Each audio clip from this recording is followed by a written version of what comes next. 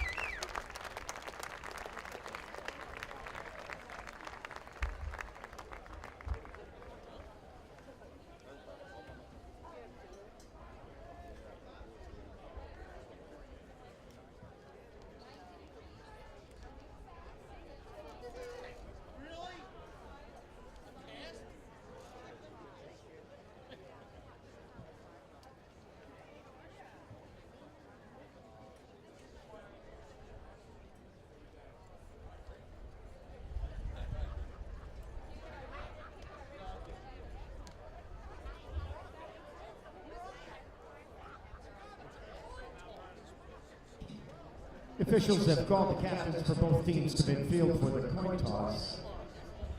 For Buck State, number 3, Kevin Torillo. Number 27, Gino Bonagura. Number 52, Dave Lauer. Number 94, Cliff Brown. For RPI, number 9, Dan Calabro. 23, Sean Egan. 44, Jack Hogart. And 52 is Aaron Castillo. Castillo.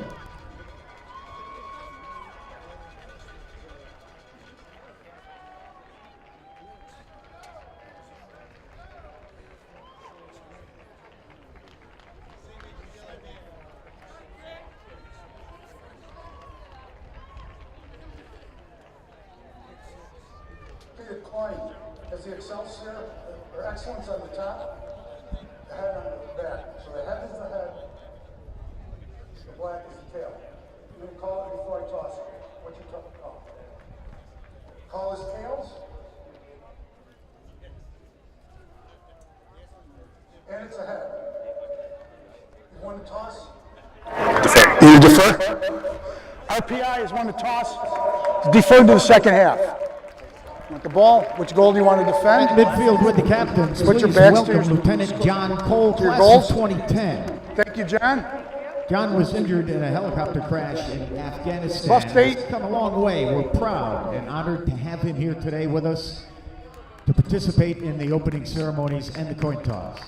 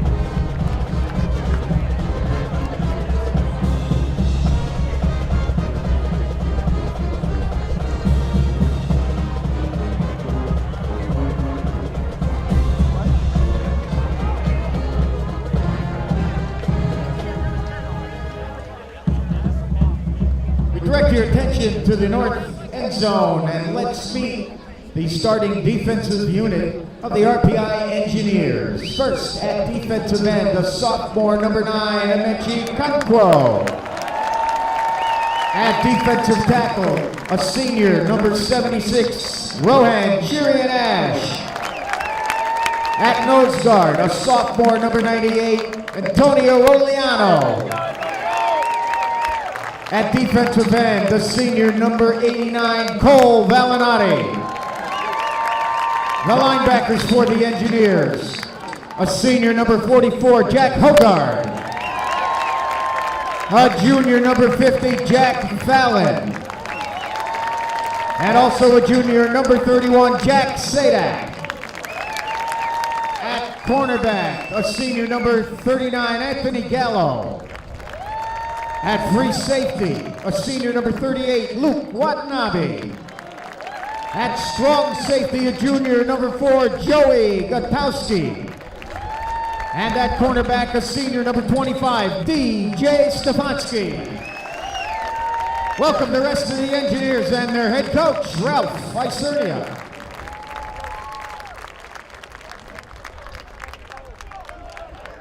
Ladies and gentlemen, we ask that you please rise and direct your attention to the field for the presentation of the colors by Joint Service Color Guard and the singing of our national anthem from the Joint Service Choir.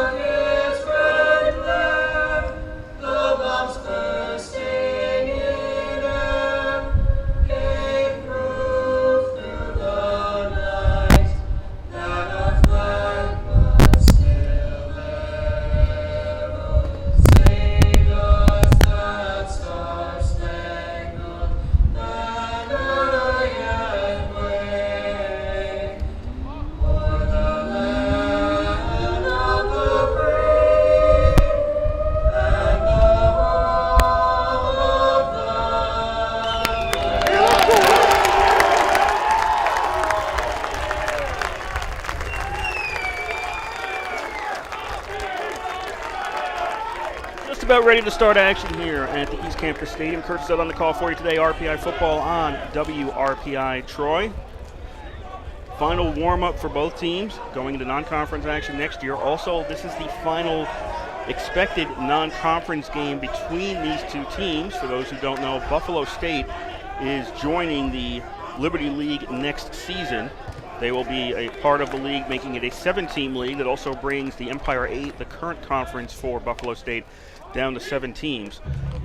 If you do the math, 7 teams can't all play each other in one weekend, and because of that, the two leagues have also worked out a scheduling agreement so that it'll make it easier for teams to get non-conference games, because everybody at some point during the season is going to have to play outside of conference down the stretch run. Notably, the game that'll be of particular interest to a lot of people, the Cortland-Ithaca game, which is a non-conference game as of last year. That's the last game of the season, so everybody else in both leagues, thanks to the fact that those two teams play in the last weekend, will be able to play play in a conference game on the final weekend of the season. For Ithaca and Cortland, those seasons in the conference will be done by the time they get to the final weekend of the season. It'll be RPI going left to right, Buffalo State right to left across your radio dial here in quarter number 1. RPI does a short kick, caught by one of the upmen for Buffalo State. He drops it and now picks it up at the 46-yard line. I'm thinking that was planned. It looks to me like that was the plan there, was to kick it short and see if RPI could come up with something, but it's going to be at the 47 for Buffalo State, and they'll start out there 1st and 10 with good field position.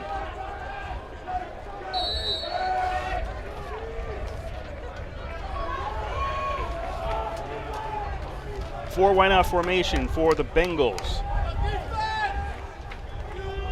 as they start out here 1st and 10 at their own 47. No score, just underway here in the first quarter.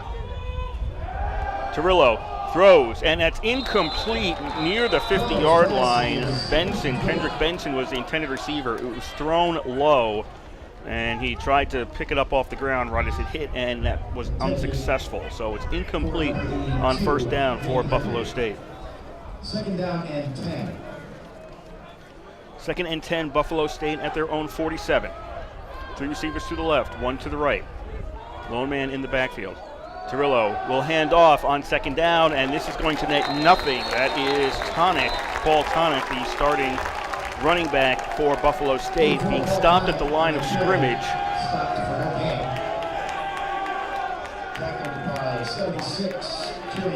Sherian Ash on the tackle for RPI. Makes it 3rd down and 10, Buffalo State, and already the Bengals are in that difficult position I mentioned in the pregame. Not picking up yards on 1st and 2nd down, or enough yards on 1st and 2nd down, and then looking at a 3rd and long situation. Torillo looks to throw, puts it up in the air. Is that caught? Is that complete at the 41? Looks like Rutledge pulled it down. He's out just inside the RPI 42, and that will be a 1st down for Buffalo State. So Buffalo State converts on 3rd and 10. They'll have a 1st and 10 at the RPI 42. 1 minute gone by here in the first quarter. No score between RPI and Buffalo State.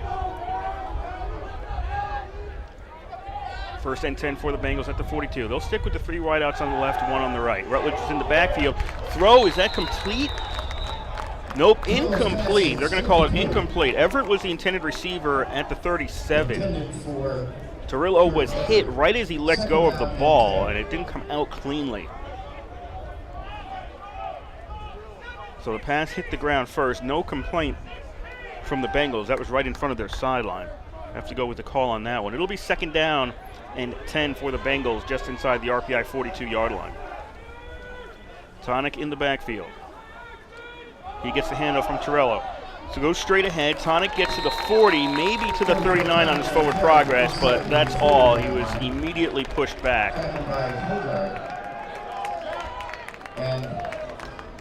Hoggard on the tackle for RPI as he came right up the middle, stopped the runner just inside the 40-yard line. Called a gain of 2 and a bit. That will make it 3rd down and 7 for Buffalo State just inside the 40-yard line. No score here, first quarter.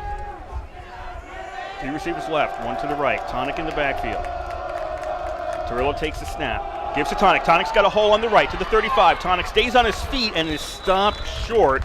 He's stopped by Stefanski at the 33. Needed to get inside the 32. So for Buffalo State, actually he's back near the 34, more like the 34. For Buffalo State, they need 2 more yards, and at the moment they are keeping the offense out there. For halftime, we have our interview with the coach at halftime. He talks about situations like this. What the kicking game for Buffalo State is like, what would they do? And he's expecting in situations like this for Buffalo State to go for it, which is what they are doing right now. 4th down and 2 at the RPI 34-yard line. Movement in the backfield. Bailey has to set. Now Buffalo State's ready to go. 4 wideouts. Bailey is the running back. Torillo throws the ball. Knocked away on defense. Knocked away. I think that was Stefanski again who may have gotten a hand on that one. Yeah, that's Stefanski running off onto the sideline. So Stefanski comes off with the knockaway on 4th down, and Buffalo State turns the ball over on downs on their first drive. They make it all the way down near the RPI 34-yard line, but can't convert on 4th down. And that gives RPI their first opportunity with the ball. No score here in the first quarter. 12:22 to go in this quarter. 1st and 10, RPI at their own 34. Marinopoulos, the quarterback for RPI. Handoff on 1st down. Nice hole for RPI on 1st down. Cella makes it out to the 42. By number 27, Gino Bonagura. Bonagura, the safety I mentioned, made the tackle on that one. Cella with another carry, gets away from one man, now dragged by the ankle, but he stopped at the 48-yard line. However, that is a 1st down for RPI. So 2 runs by Cella, quickly a 1st down for the Engineers out to their own 48. 11:55 to go here. First quarter in Troy. We have no score. Engineers, 2 wideouts to the right, tight end on the right as well. Ackerman is alone. It's a wideout on the left. And Kelley is in the backfield. Marinopoulos, the quarterback, out of the shotgun. Law goes in motion towards the line. Handoff is to Kelley. Follows Law. Kelley with a hole to the 45. Kelley is stopped at the 43 of Buffalo State and he gains 9 yards. Tackled there by number 49, Adam Swerline. Swerline Second down and 1. on the tackle for Buffalo State. RPI with good gains on both their first downs, setting up second and shorter, in contrast to what Buffalo State went through in their first series. No score in the first quarter, 11 minutes to go. Three receiver formation, tight end on the right. Kelley with the carry, bounces out to the left. He's got a first down to the 40. Kelley's out of bounds around the 38, and that'll be another first down RPI. Tackled there by number 35, Darren Wesley. First and 10 RPI at the Buffalo State 38-yard line. So as Al Shibley, the PA announcer, just said, ball's at the 38-yard line for RPI, first and 10. Buffalo State turned it over on downs on their first possession. RPI with their first possession of today's game. Law goes in motion to the left. Now turns around, stays in the backfield. Handoff goes to Kelley. Kelley finds a hole. Kelley heads upfield and is stopped at the 33. He picks up 5 on that play. RPI has kept it on the ground thus far today, picking up 5+ just about every down. No reason to go to the air if the ground is working. Second and 5 for the Engineers. RPI looks over to the sidelines. Two receivers to the left. Kelley takes the carry. Kelley finds a hole, gets through, gets a couple more yards, and that should be a first down. It's close to a first down. It's just a little bit short of the 28-yard line where RPI has to get for the first down. By 36, Joe Scaglione. Third down and 1 from the 29. Pardon me, make a change there. That's Scaglione in at running back now for RPI. So Scaglione on the carry. Scaglione takes the ball again, finds room, and he's got a first down to the 25-yard line.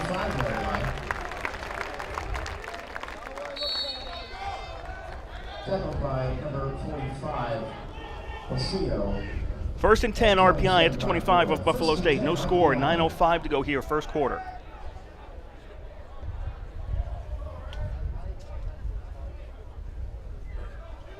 Engineers look to the sidelines.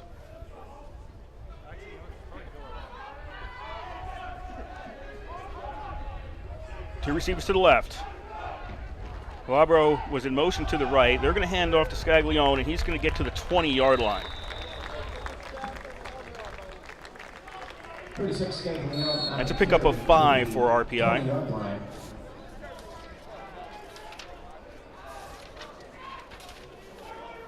Number 20, Obi New on the tackle along with Osio. New on the tackle for Buffalo State. And 5. So RPI has been moving the ball well on the ground. First possession, 8:30 to go here, first quarter. First possession for RPI. It's all been on the ground so far, starting out back at their own 34-yard line. They're now at the Buffalo State 20. Two receivers left, one to the right. That's Calabro is alone on the right. Scaglione is in the backfield. Scaglione takes the handoff, and this will be the first good stop by Buffalo State on D, as maybe a foot. Scaglione got maybe a foot on that second down and 5 play. Tackled by 53, Jason Taylor, and 51, Devin Bell. RPI's lineup. George Marinopoulos is the quarterback. Tailback Nick Cello, though Scaglione is, Cello looks like has gone back into the game. Yes, Cello is now back in the game on this third down and officially 5 situation for RPI.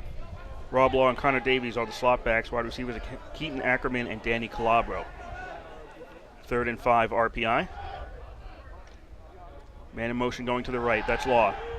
Pass. First time. That's complete to Calabro to the 15. Calabro to the 10. Calabro to the 5. Still on his feet. Still on his feet. And he's in for the touchdown. Calabro keeps fighting. Buffalo State doesn't tackle cleanly. And that's a 20-yard reception. Marinopoulos to Calabro. And RPI leads 6-0 with 7:27 to go here in period number 1. Calabro.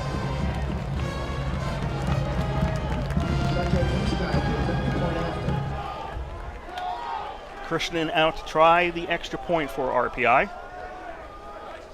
Snap, spots down, the kick is up, and the kick is good.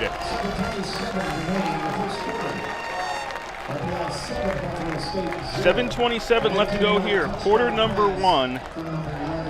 And RPI strikes first. That was 20 yards. Marinopoulos to Calabro on the catch and run. And as a result, RPI with the extra point has a 7-0 lead.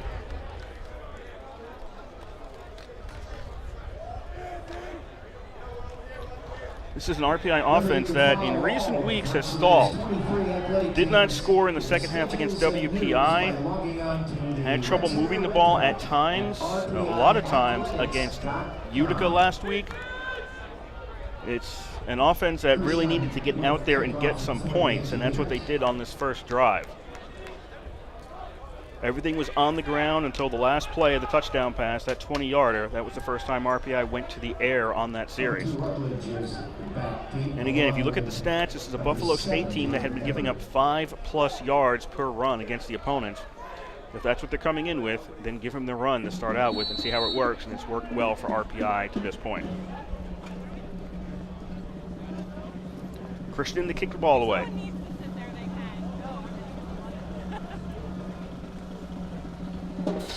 Another short kick, taken by an up man at the 30 to the 35, and out of bounds at the 38-yard line. Ball was lost and went sailing out of bounds, so it'll be Buffalo State's ball.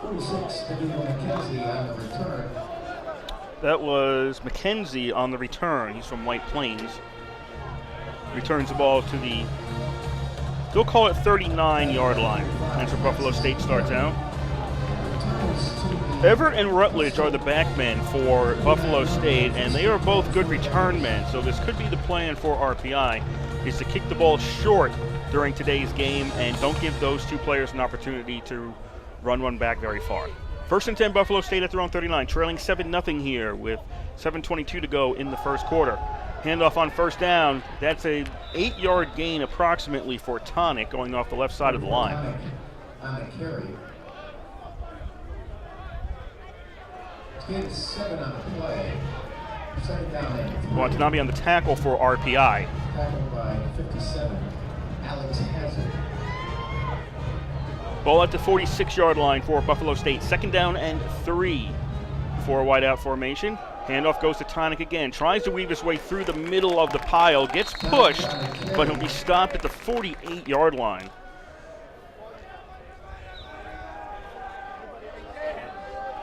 I'll credit Fallon on the tackle there for RPI. Ball at the 48-yard line for Buffalo State. 3rd down and 1. 4-receiver set. Torillo out of the shotgun. Tonic in the backfield. He's going to take the pitch. Tonic tries to turn the corner. Caught by the leg, and he is down at the 43. That's a big loss there for Buffalo State. From a 3rd and 1 to a lot less. Katowski on the tackle for RPI. Puts Buffalo State in a position where instead of, if they gotten back to the line of scrimmage 4th and 1, it's now about 4th and 5, and the punt team will be coming out for the Bengals.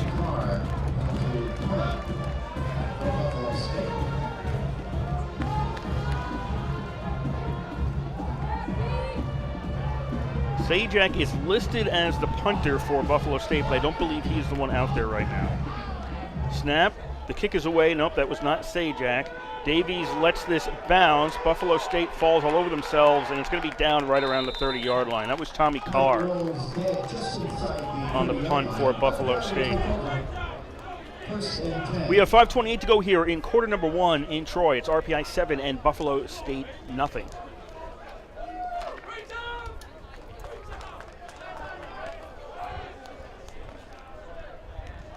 RPI 1st and 10 at their own 30-yard line. RPI started out at the 34 in their first drive, went all the way down for a touchdown. They are starting out at the 30 right now. 7-0 they lead. Single wideout each side, men in the slot on each side for RPI.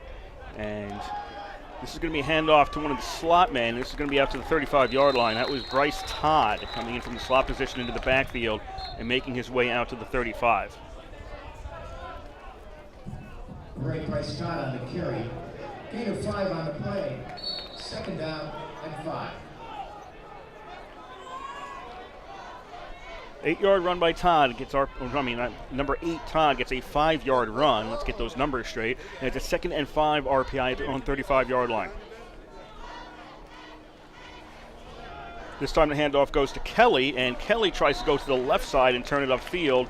He gets a couple more yards, more than a couple really. He's out to the 39-yard line, and that sets up 3rd and 1 for RPI. The line up front for RPI, didn't get to that yet. Chris New, Thomas Olsen, Bobby Booz, Rick Stefanski, and Aaron Castillo. That is RPI's starting offense. 3rd down and 1, RPI at their own 39-yard line. 7-0 they lead, 4.5 to go first quarter. 2 receivers right, 1 to the left, man in the slot on the left. Handoff on 3rd down, straight ahead, and that should be 1st down for RPI. It'll be out to the 42-yard line. Chella on the carry for RPI, and the chains move. 1st and 10 RPI at the 42.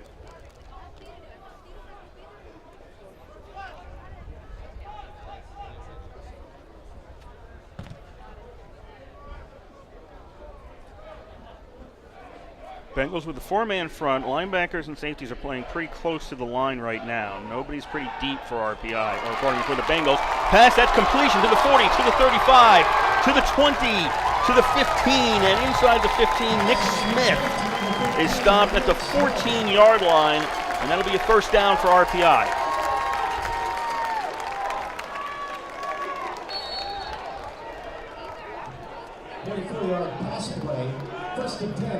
Engineers 1st and 10 at the 14-yard line. Somebody from RPI just lost their helmet as the play is stopped at the 13. That's a gain of 1 for RPI.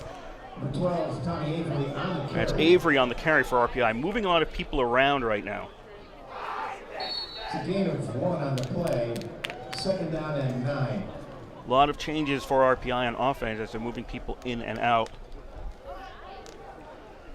Set you up. There's 3:20 to go here, first quarter. 7-0 RPI. Looking at a 2nd and 9. Called a 2nd and 9 at the 13-yard line. 3 receivers to the right, 1 to the left for Marinopoulos. Chella's in the backfield. They will send Avery in motion to the left. Handoff goes to Chella. He goes left. Chella to the 10. Chella can't turn the corner on this one. Chella on the carry, knocked out of bounds at the 9-yard line. Forced out of bounds. By number 35, Darren Wesley. Wesley forced him out of bounds. Right around the 14-yard line. That makes it 3rd and about 5. And I'm going to call it 6. Ball's at the 9. They really need to get to the 3. Call this 3rd down and about 6. Marinopoulos wants to throw, looking in the corner for Ackerman, and it's through his hands as he was near the back of the end zone. There was a chance if he had held on to that, he could have come down in the end zone for a touchdown, but it goes through his hands and incomplete. And RPI is looking at 4th and, call it 5.5 now. And they will send Christian out to try for a field goal.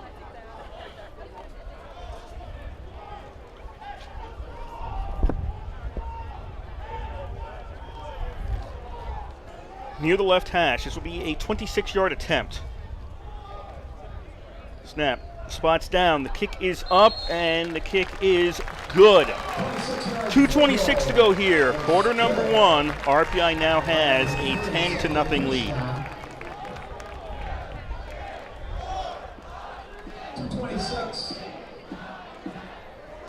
remaining in the first quarter. RPI 2 possessions, 2 scores. Score RPI 10, Buffalo State 0. 10-0 is your score. Offense moving well and putting points on the board, and that was something that starting at halftime of the WPI game has been difficult for this team. shut out for the second half of the WPI game. Difficulties last week against Utica through a lot of the game, trying to move the ball downfield. I would say it is safe to say that Utica has had the best defense that RPI has seen so far this year.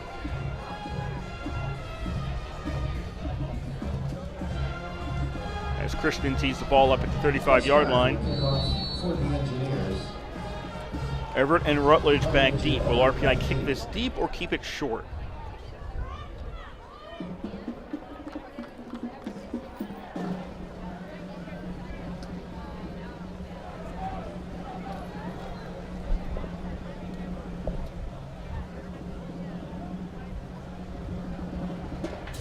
They're going to kick this one short again. Taking it to the 30-yard line, to the 35, 40, 45. This is pretty good field position for Buffalo State. McKenzie, second straight kickoff he has returned. First and 10, Buffalo State at their own 46-yard line.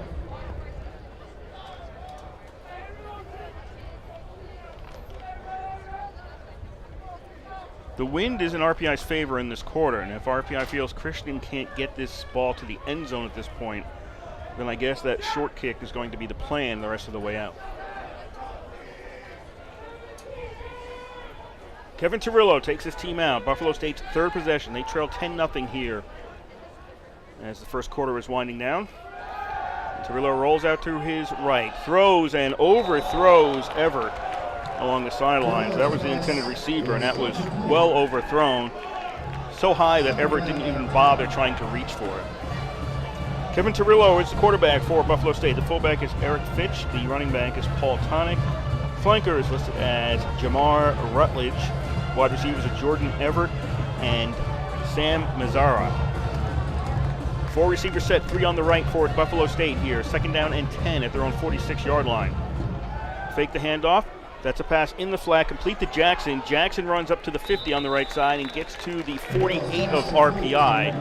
And Buffalo State is looking at a 3rd and 4 now, but have the ball on the RPI side of the field.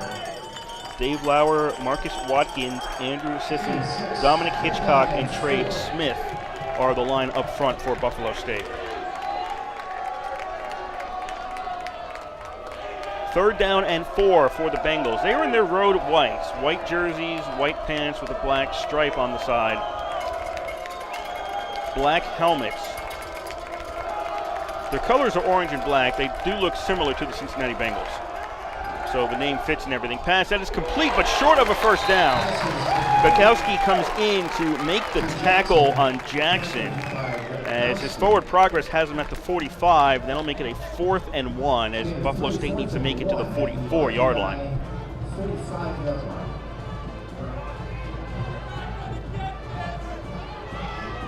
Buffalo State at this point keeping the offense on the field. They are down 10-0 here in the first quarter. Crowd getting behind the engineer defense. RPI crossing to the neutral zone. They've moved back. Now they're pointing out the Bengals moving, but they're okay. They haven't snapped the ball yet.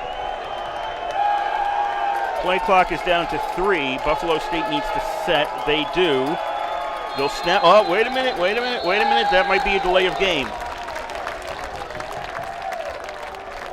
Buffalo State will be called for a delay of game. Delay of game.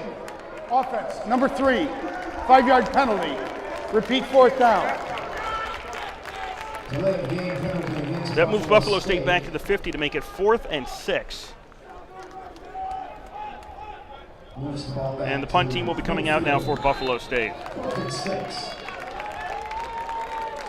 A little too much time moving around before Buffalo State finally set and could snap the ball. And by the time they snapped it, it was too late. They took the delay of game penalty. So the ball is on the 50 for a 4th down and 6. And Carr is out to punt for Buffalo State. Davies is inside his 20 to receive this for RPI. High snap. Carr has to reach up, get it. Now he's finally going to kick it. It's a low kick, and this works out a little bit better for Buffalo State than it looked like. Carr had to go back and get the ball. It bounced around. Nobody from RPI got close to him enough before he could just quickly get off a kick. certainly not the way he intended it, but it rolls out of bounds at the 30. So that's a net plus 20 for Buffalo State on that play. 37.8 seconds left here in the first quarter in Troy. It's RPI 10 and Buffalo State nothing.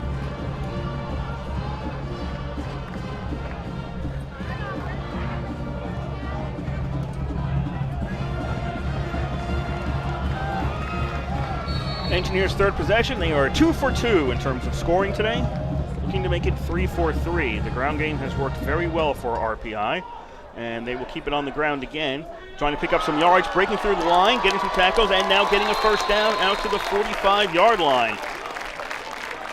Scaglione on the carry for RPI gets the Engineers a first down. RPI is 5 yards away from where Buffalo State had the ball and punted it. That's how quickly RPI has moved up. 2 receivers to the right, man in the slot, and a tight end to the left for RPI. Fake handoff to Scaglione. Pass, that's complete to Law. Law avoids a tackle to the 50, 45. Flag out as Law goes out of bounds inside the 40. And the flag was back at the 50-yard line. Vince Joy, the referee for today's game, will give us the first. Don't know what this call is yet. Everybody knew the other one was the first penalty of the game was a delay of game.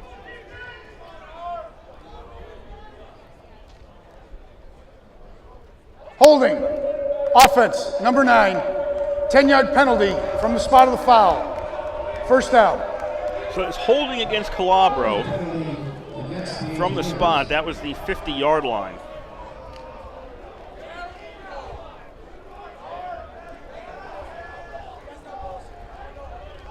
Ball will be back at the 40.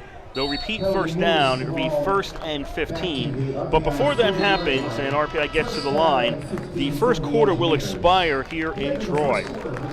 After 15 minutes are in the books, the score is RPI 10 and Buffalo State nothing. I'd like to thank the following sponsors: Moe's, GE, Subway, the Hilton Garden, Rensselaer Honda, Domino's. So administrative, Jerry Boyes is the head coach for Buffalo State, coming into the game, this game 0-2. No conference games yet. I mentioned that earlier. They start conference play their next game next week. And Ralph Izernia of RPI is the head coach for RPI. RPI coming in 3-0, ranked 19th or 20th in the nation, depending on your poll of choice. And again, RPI with no conference record as yet.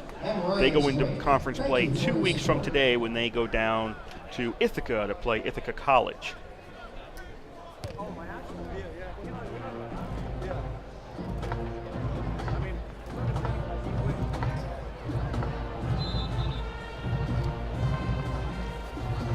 Only out-of-town score we have for you at the moment in the first, late in the first, out in Massachusetts, Endicott leads Hobart 10-0. I think it's a bit of a surprise for most people. I think the Hobart team this year is a big question mark. They got shellacked by Brockport earlier in the season, and how good or how bad is Hobart, I think, is a question. That has probably been the most consistent program in the Liberty League over the last 15 years. And it's possible they were having a down year. Teams have switched sides. It'll be RPI going right to left. Buffalo State left to right across your radio dial here in quarter number 2. 10-0 RPI leads after 15 minutes. And on 1st and 15, not much there for RPI. Carried by 36, Joe Scaglione. Scaglione on the carry. Delore,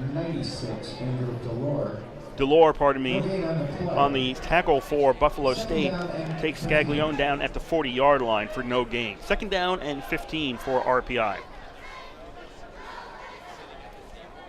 Engineers are back at their own 40-yard line. Scaglione stays in as the running back. Marinopoulos the QB. 3 receivers to the left, 1 to the right for RPI. Marinopoulos wants to throw on 2nd down, puts it up in the air. He's got a man. Does he have the ball? And if he's got it, Calabro, he's got it at the 25 for Buffalo State, and he does. In double coverage, Calabro comes down with the ball, or they'll have him down at the 27-yard line, and I'm not sure how he caught that. He had 2 players all over him, and somehow that ball just got to him, and he held on to it. So it's 1st and 10, RPI at the 27 of Buffalo State. 14 to go here in the first half. RPI 10, Buffalo State nothing. 3 receivers to the left, 1 to the right for RPI.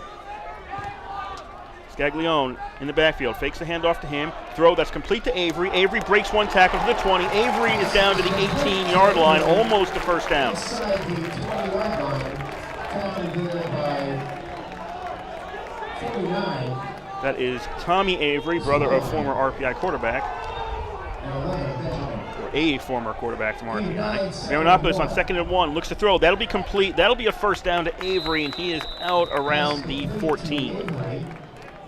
Out of bounds inside the 15-yard line, tackled there by 27, Gino Bonagura. RPI snapping the ball quickly to put pressure on Buffalo State. 13:20 to go here in the first half. 10-0 RPI leads. Engineers have it 1st and 10 at the 13-yard line at Buffalo State. 3 receivers right, 1 to the left. Scaglione is the running back for RPI. Engineers pause, look over to the sideline.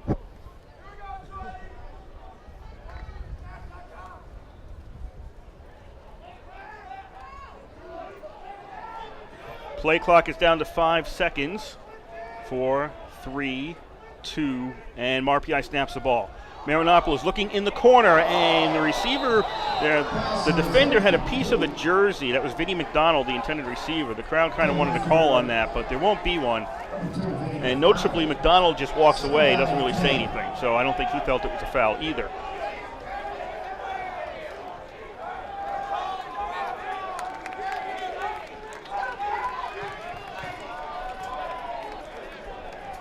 Second and 10 for RPI. Ball's at the 13-yard line. Marinopoulos out of the shotgun. Cella is back in as the running back for RPI. Receivers are all to the right this time. Also, there's a tight end on the left. This will be a handoff, and Law's got it to the 10, to the 5, and Law weaves his way through, and Law is in for a 13-yard touchdown run, and RPI leads 16-0.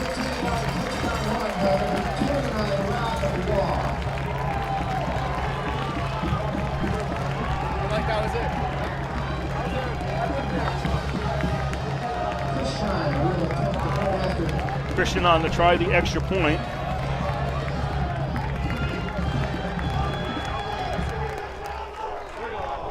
Snap, spots down, kick is up, and the kick is no good. Missed it to the left. So there's 12:40 to go here in the first half. With that miss on the extra point, it stays RPI 16, Buffalo State nothing. Men's hockey opens their season with an exhibition game on Sunday, October 7th, against the University of Prince Edward. Kicking was a little rough for RPI last weekend. Miss on the extra point there as RPI scored on all 3 of their possessions today. Touchdown, field goal, and then touchdown to make it a 16-0 lead with 12:40 to go in the first half. For Buffalo State, I think that touchdown run epitomized a lot of their problems because there was poor tackling. They had the opportunity to get Law at the line of scrimmage, didn't, and once Law broke free, the players in the secondary for Buffalo State were too far away to make a play on him, and he was into the end zone. And again, that goes back to the stat I brought up in the pregame where the leading tackler by far for Buffalo State today is a safety.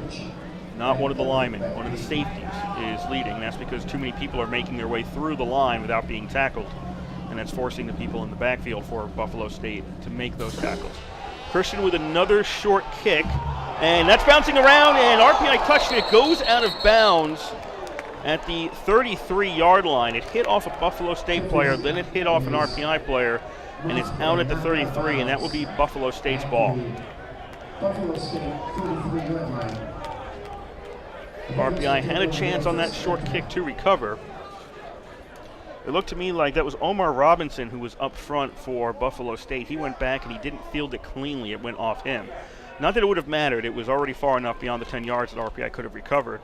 But if Robinson has the first chance to get the ball, he needs to take that chance and get a hold of it before RPI has a chance to go in and grab it. 1st and 10 for Buffalo State at their own 33, down by 16 points in the first half. Pass, that is complete to the 42-yard line, pulled down by Everett. Has it on the tackle for RPI at the 42. That's a 9-yard completion for Buffalo State. 2nd down and 1.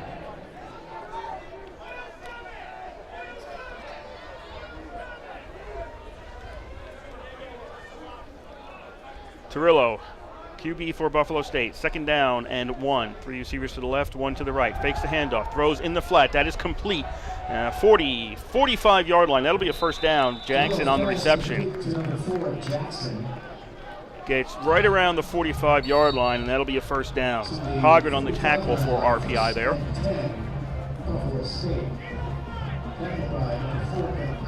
Buffalo State with a 1st and 10 at their own 45. 11:50 to go here in quarter number 2, half number 1. RPI 16, Buffalo State nothing. Ball to 45, 4 wideouts for Buffalo State. They'll fake the handoff. Ball is batted away. Hoggard got a hand on that one, knocked it away, and it goes incomplete. The disparity through 1 quarter, RPI total yards 148, Buffalo State 34. And those rushing yards for RPI 80 as compared to 14 for Buffalo State. That's 6 of 14 for Buffalo State through 1 quarter. RPI was 15 for 80. Nick Cello leading with 41 yards on the ground, which is more than Buffalo State was able to put together. 2nd down and 10 for the Bengals at their own 45-yard line, trailing by 16. Torillo throws. That is complete to the RPI side of the field. Grabbed by Everett, and he is out at the 46 of RPI. It'll be a 3rd down and 1 for the Bengals. 3rd down and 1.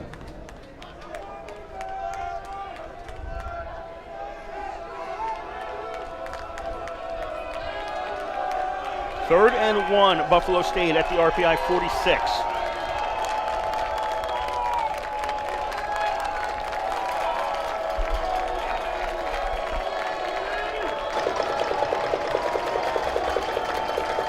Three receivers to the right, 1 to the left.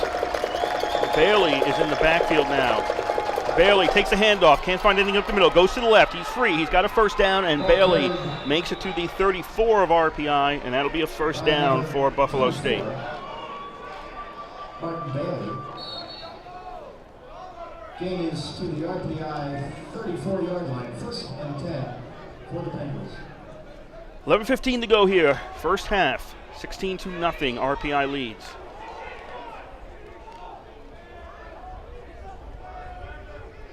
Watanabe was on that tackle for RPI. Buffalo State, 3 receivers right, 1 to the left. Bailey was in the backfield. They'll throw in the flat to the 35, breaking 1 tackle, and now getting hit and brought down is Rutledge. He stopped at the 32-yard line. Sadak on the tackle for RPI. Gain is to the 32-yard line, 2nd down and 8. Ball at the 32 for a 2nd down and 8 for Buffalo State.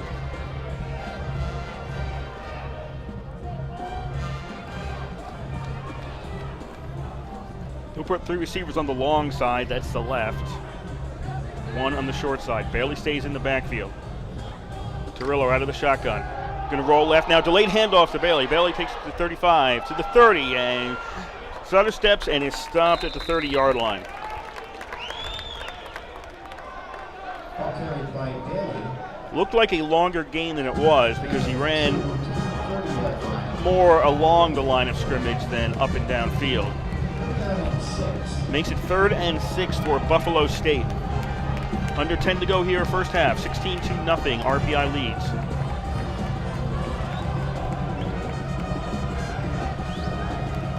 Four wide receiver formation again for Torillo. Bailey is his running back. 3rd and 6. Torillo drops back, looks to throw, doesn't see anything downfield, pointing out some players, now throws, and it was intended for Everett, but there was no way Everett was going to get it. He was literally standing right near the sideline, and the ball was thrown in front of him, and he was looking to the sideline. There was no way he could grab that and stay inbounds. And that makes it 4th down for Buffalo State.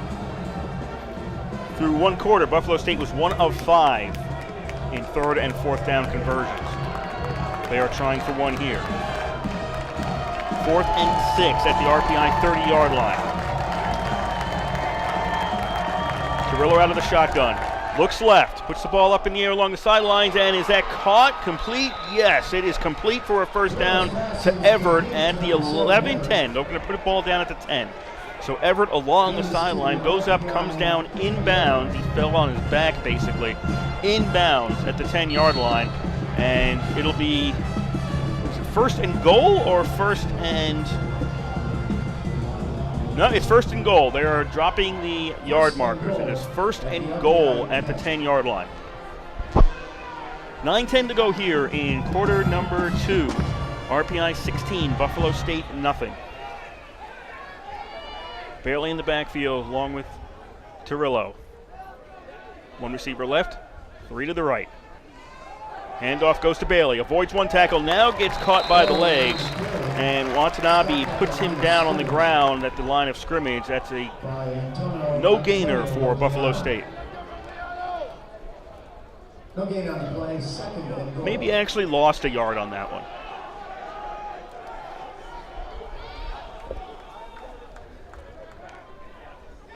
Second and goal at the 10 for the Bengals.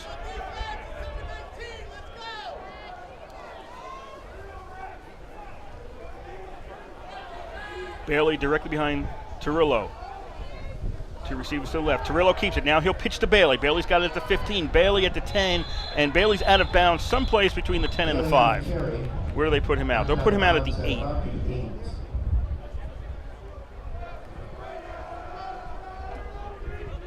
So a pickup of 2 for Bailey. He was trying to dance along the sidelines, but he stepped out at the 8-yard line. Third and goal at the 8.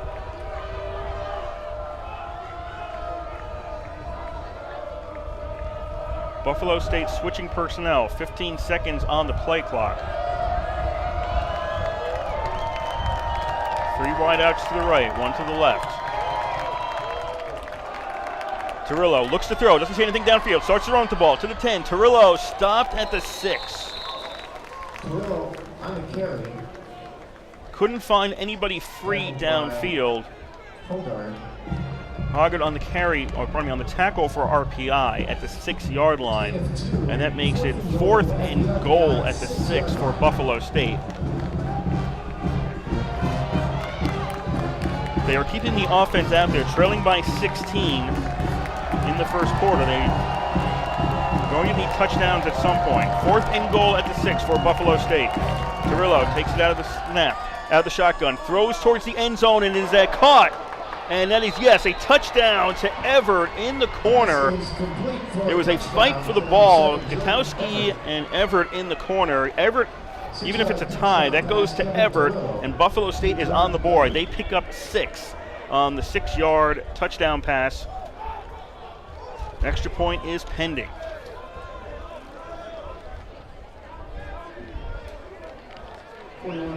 Justin Sinicelli to attempt the point after. Simon Selly on to try the extra point for Buffalo State. The kick is up and good. Kick is good. 6:57 remaining in the first half to score. RPI 16. So it's 16-7 in RPI's favor with 6:57 to go in this first half.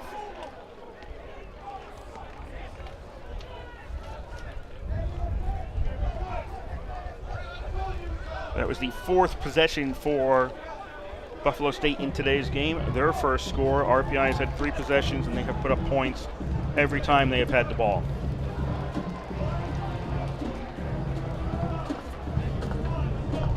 Buffalo State coming out on defense as RPI is going to get the ball. The line up front is Cliff Brown, Andrew Delore, Trey Pitts, and E.C. Wiegand. The linebackers are Paul Brinkle, Adam Zwerlein, and Griffin Mack. The safeties are Gino Bonagura and Joshua Benjamin, and the cornerbacks are Darren Wesley and Obi New.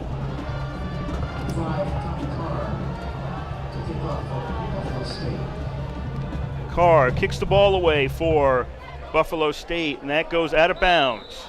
That was not a good kick.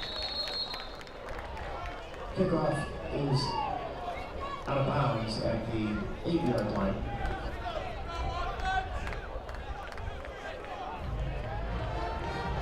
RPI, no opportunity to return there.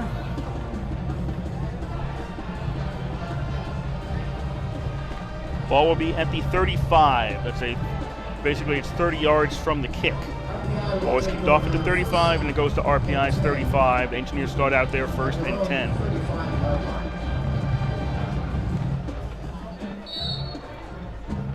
RPI has started between the 30 and 35 in all 4 drives today. The previous 3 have resulted in scores. Engineers 1st and 10 at their own 35, up 16-7. Handoff on 1st down, big hole for the Engineers. To the 40 of Buffalo State, Chella to the 30, to the 20, to the 10, 5, and Chella is in for the touchdown. No flags. That's a 65-yard run by Nick Chella on 1st and 10. First play from scrimmage after the kickoff, and RPI leads 22-7.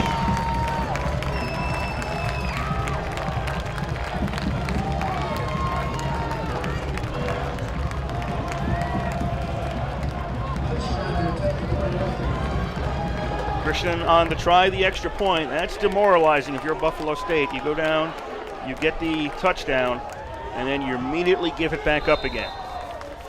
Kick is good for Christian, so there's 6:47 to go here in the first half, and RPI has a 23-7 lead on Buffalo State.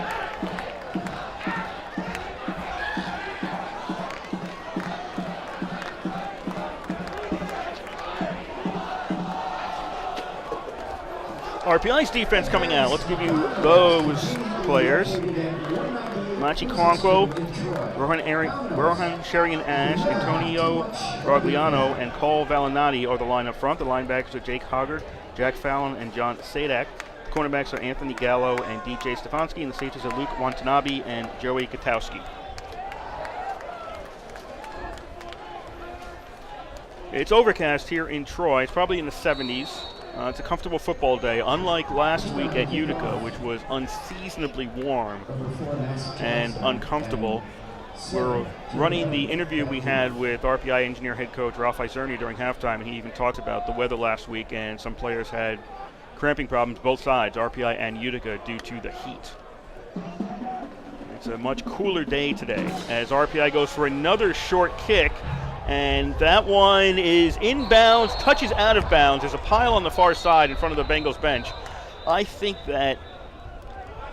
don't think anybody had possession of it before either the ball or somebody who touched the ball was out of bounds. So we'll let the officials sort this one out. There's also a flag on the play, which I assume is the ball being kicked out of bounds at this point.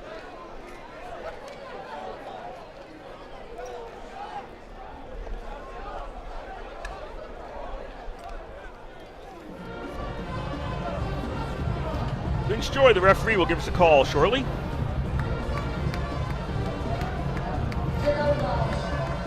Against the kicking team, 5-yard penalty is added on to the out-of-bounds spot. 1st down, Buffalo State. Okay, so it won't be the 30 yards because it was within 30 yards, so it's 5 yards from the out-of-bounds spot, which is the 41. The ball goes to the 46, so Buffalo State starts out with good field position. Buffalo State has started out with better field position than RPI in today's game, on average. But RPI has a 23-7 lead over the Bengals. 6:45 to go here in the first half. Cirillo out of the shotgun. Looks to throw, can't find anybody downfield. Now throws the ball, intercepted by the Engineers. Gutowski has it at the 40, to the 50, stays on his feet to the 40. Gets hit from behind, loses the ball, ball goes out of bounds. It'll be RPI's ball in the Buffalo State side of the field. Gutowski with the interception, brings it back to the 26 or thereabouts. Ball's out at the 27. That's where they're spotted. We also have an injured Buffalo State player on the field. That's out around the 50-yard line. That might be Everett, the wide receiver for Buffalo State.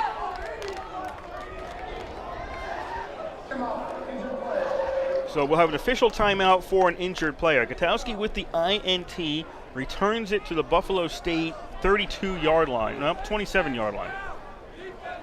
27-yard line, pardon me. And it'll be 1st and 10 RPI at that point. That's the first turnover of today's game. 6:33 to go here in the first half. RPI leads 23-7 over Buffalo State.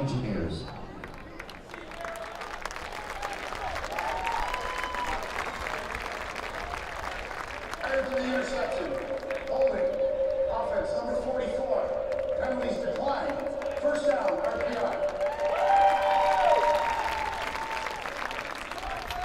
So Buffalo State was called for holding before the interception. Obviously, with the turnover, RPI declined that penalty. And the Engineers come out at offense at the Buffalo State 27-yard line. Again, first turnover of the game. The Katowski interception.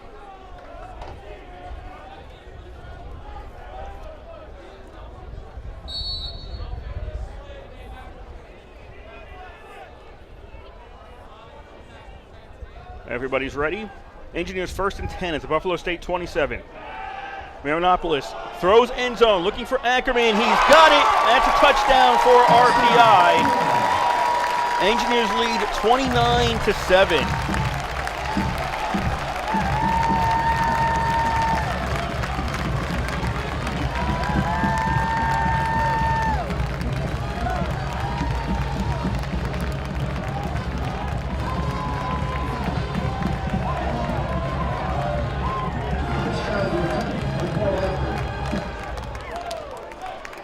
Christian on to try the extra point. Snap, spots down, the kick is up, kick is good. 30-7, RPI leads with 6:26 to go in the first half, and that's RPI with 14 points in 21 seconds. That sequence of events was Buffalo State scored their first points of the game. RPI then got the ball at the 35, kick went out of bounds. Chella on first down runs it into the end zone. RPI kicks off, Buffalo State, the ball goes out of bounds. Buffalo State, their first play from scrimmage, intercepted, and then RPI's first play from scrimmage after that is a 27-yard pass reception. Marinopoulos throwing it to Ackerman in the end zone. And so in a 21-second span, RPI has put up 14 points here in quarter number 2. You can watch Buffalo State coming out right now, and those are some players whose body language is not positive right now. Let's put it that way. Buffalo State coming in 0-2. If you remember last year's game, RPI was held scoreless in the second half against Buffalo State. RPI did lead at halftime.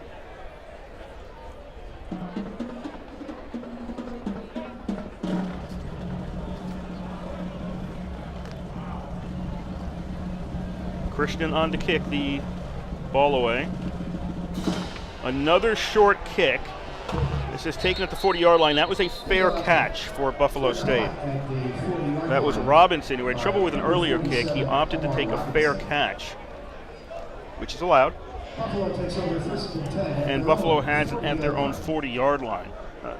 The Bengals have started out with decent field position today. They've not been back deep in their own territory. They've been between the 33 and the 47. I mean, the field position hasn't been bad for Buffalo State. They just have trouble moving the ball.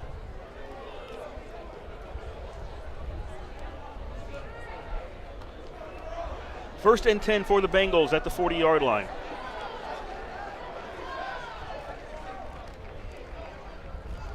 Cirillo fakes the handoff, rolls left, throws. Everett along the sidelines over his head, and it's incomplete. Everett was trying to time that one. But the ball was well overthrown, and there's nothing he can do about that.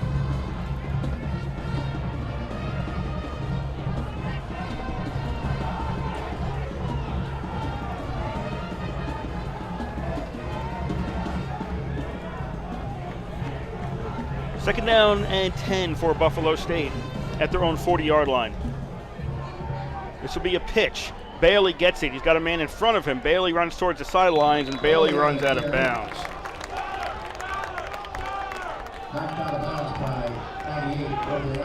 Womble was the person who got in front of him. Rogliano ended up pushing him out of bounds, but it was Womble who was the person who blocked any chance for Bailey to head downfield.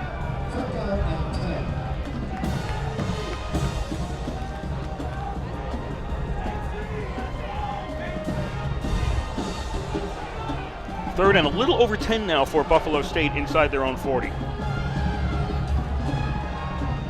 32-7, RPI leads Buffalo State here in Troy.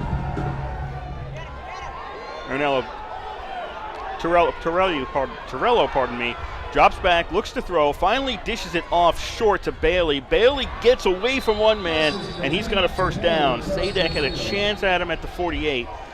Doesn't make the tackle, and Bailey's across the 50 to the RPI 49, and that'll be a first down for Buffalo State. Also an injured player on the field again for Buffalo State. So we'll have an official timeout on the field. 5:32 to go here in quarter number 2. RPI 30, Buffalo State 7. Is that? Nope, that is not Torello, the quarterback. That is one of the linemen. That's actually the center. Andrew Sisson is the injured player for Buffalo State, so he will be attended to by the staff here, the Buffalo State staff out on the field.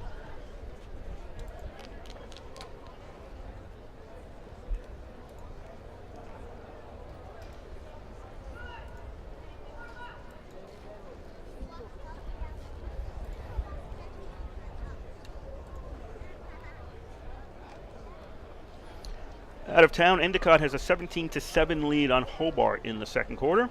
Emory and Henry leads Rochester 14-0 at the end of one. The Curry at Union game is just about to get underway over in Schenectady, and Ithaca is at St. John Fisher for a 2 p.m. start later today. And since that game's about ready to start at Schenectady, time to remind you you're listening to WRPI Troy with Engineer Football from the East Campus Stadium in Troy, New York. Kirsten on the call for you today. We have 5:32 to go in the first half. RPI leads Buffalo State 30-7. And a reminder, our interview with Ralph Isernia, head coach of RPI, will be coming up during halftime. Ball at the 49 of RPI. Buffalo State 1st and 10. Their 6th possession of the game. Turned it over on downs, punted twice, had a touchdown, and then had an interception. The interception was their last possession. Forward wide receiver formation, 3 on the right for Torello. Torello pump fakes, now throws it up in the air along the sidelines, and that is well out of bounds again. Everett was the intended receiver. He's having a lot of bad luck along the sidelines. The passes are not on target, and he is not tall enough to get to them, and in fact nobody is. Nobody is tall enough to get to the passes that he's trying to get to along the sidelines.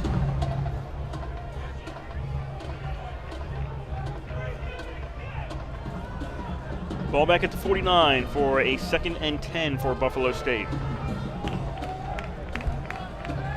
Bengals set. No snap the ball. Delayed handoff. Tied up in the backfield. Getting free. Now getting down to the 46-yard line was Tonic.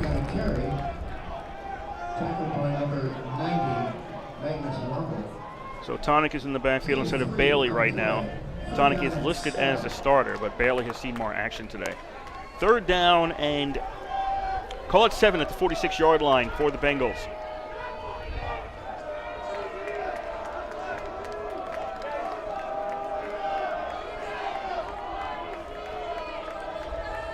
Engineers look like they'll only put 3 up front right now. Torello throws on 3rd down. That is complete to the 30-yard line. That'll be a first down. Rutledge on the reception for Buffalo State. Stefanski on the tackle for RPI at the 30. That'll be a Buffalo State first down. 4:25 to go here in the first half. RPI 30, Buffalo State 7. Bengals have it 1st and 10 at their own 30.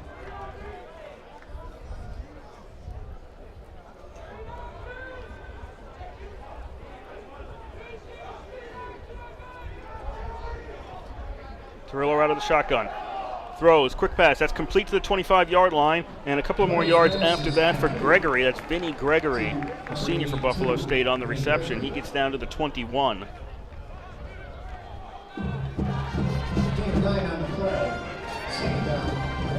Second down and 1 after a gain of 9. Buffalo State offense playing better, well, not the previous drive when they were intercepted, but before that when they scored, and then on this drive. Those are the 2 best drives they've had today. Handoff goes to Tonic, and he may have a first down on the forward progress. He gets pushed back a few yards, but before he hit the pile, he ended up in the near the 20-yard line, where they mark him short of the 20-yard line. He's in between the 20 and the 21. It'll be 3rd down and short for Buffalo State. Sadak was leading the charge for RPI on defense on that play.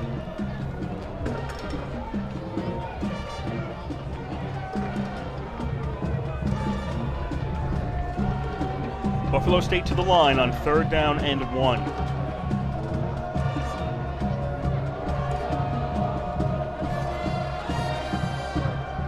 Tarillo throws. That is complete, and that'll be a 1st down on the far side of the field as it goes to Rutledge. Off the left side of the Buffalo State line, gets to the 18. Again, a lot of running, not a lot of yards, but it's enough to move the chains and keep this drive in progress for Buffalo State. 1st and 10, Buffalo State at the 18 of RPI. RPI 30, Buffalo State 7 with 2.5 to go here in the first half.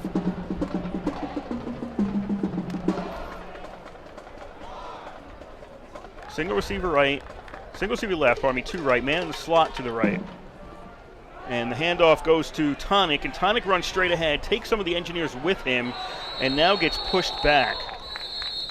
They'll say the forward progress. He was stopped at the 10-yard line on the forward progress. A lot of numbers out there for RPI. Gakowski was the first person I saw. That's what Val Shipley, the PA announcer, just said. Gakowski on the tackle for RPI. Ball's at the 10, under 2 minutes to go here in the first half.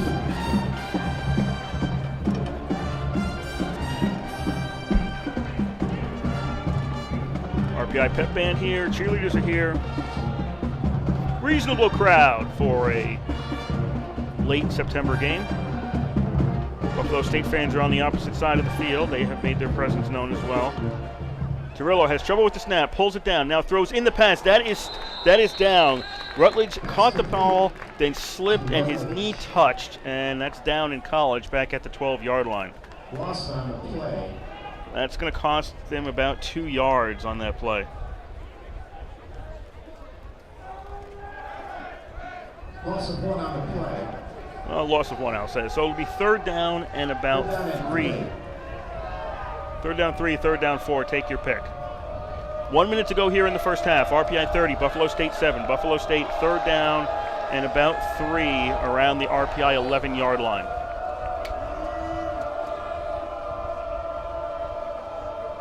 Tarillo is looking left, throws the ball. That is complete, and immediately out of bounds is Rutledge. Where is he out? They have him out at the 9. They needed to get to the 8. Short of the first down, it would be so it's a yard short of a first down for Buffalo State.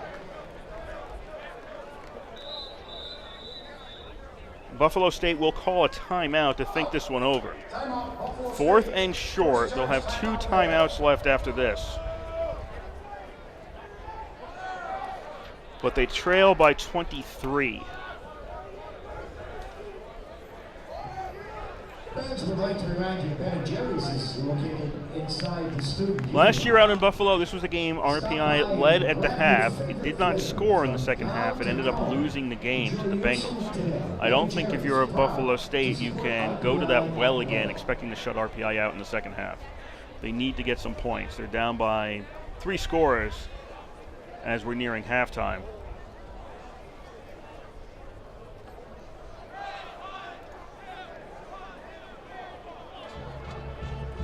They just need a yard. Easier said than done in many cases. Offense is going back out there. Tarillo is taking his offense out there. Are they going to try to draw RPI offside? Just 43.8 seconds left in the half. 4th down and 1. Buffalo State at the RPI 9. They'll snap the ball. Tonic on the give, and he turns it over on downs. Tonic is tackled behind the line of scrimmage, and that turns the ball over on downs to RPI.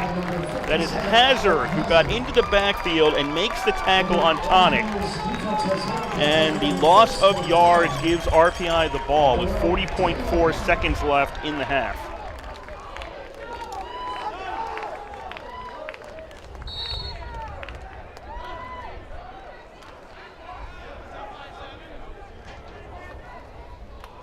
RPI doesn't have to run a full set of plays. There are 2 timeouts for Buffalo State, but with only 40.4 seconds left on the clock, RPI could take knees and end the half. They are not going to do that right now. They're going to run the ball. First down straight ahead, out to the 14-yard line. Chella on the carry for RPI. RPI is in no rush to run a play, and Buffalo State is not trying to stop the clock here. RPI does not have to run another play. We're well under 40 seconds by the time that play ended. They are giving the ball to Vince Joy, the referee, with 10 seconds to go, and both teams are going to walk off the field here. Head into the locker room, and it's RPI 30 and Buffalo State 7 as the first half has expired in Troy. If you're RPI, it doesn't get a whole lot better than this. RPI had 6 possessions in that first half. And we're going to ignore that last possession because RPI was not trying to get it downfield. All the possessions that RPI was trying to move the ball downfield, they got scores. 4 touchdowns, 1 field goal. There's a mixed extra point, which is why it's only RPI 30 points instead of 31. That's about as efficient as you're going to get. You go into the locker room and you can't complain much about what's happened there. On defense, what have they done? Well, they intercepted Buffalo State, turned that into a score. Twice had Buffalo State turn the ball over on downs. Once was around the 34 of RPI. The last one was inside the red zone, which prevented Buffalo State from getting a score before the half ended. So your defense has only given up 7 points, gotten an INT, and has stopped Buffalo State twice on 4th down. If you're RPI going to the locker room, there's a lot to be positive of in today's game. Probably the best 30 minutes RPI has played so far this season. It's been solid all the way through for RPI, and if you're Buffalo State, this is an 0-2 team that has 30 minutes to fix it before they go to 0-3. So very different locker rooms right now for both of these teams as they go in there. We're going to take a break. We'll come back shortly with the interview that Bob Conway did with RPI engineer head coach Ralph Isernia. That's coming up during halftime. The score here after one half of play, it is RPI 30 and Buffalo State 7. And you're listening to live coverage of Engineer football on 91.5 FM WRPI Troy.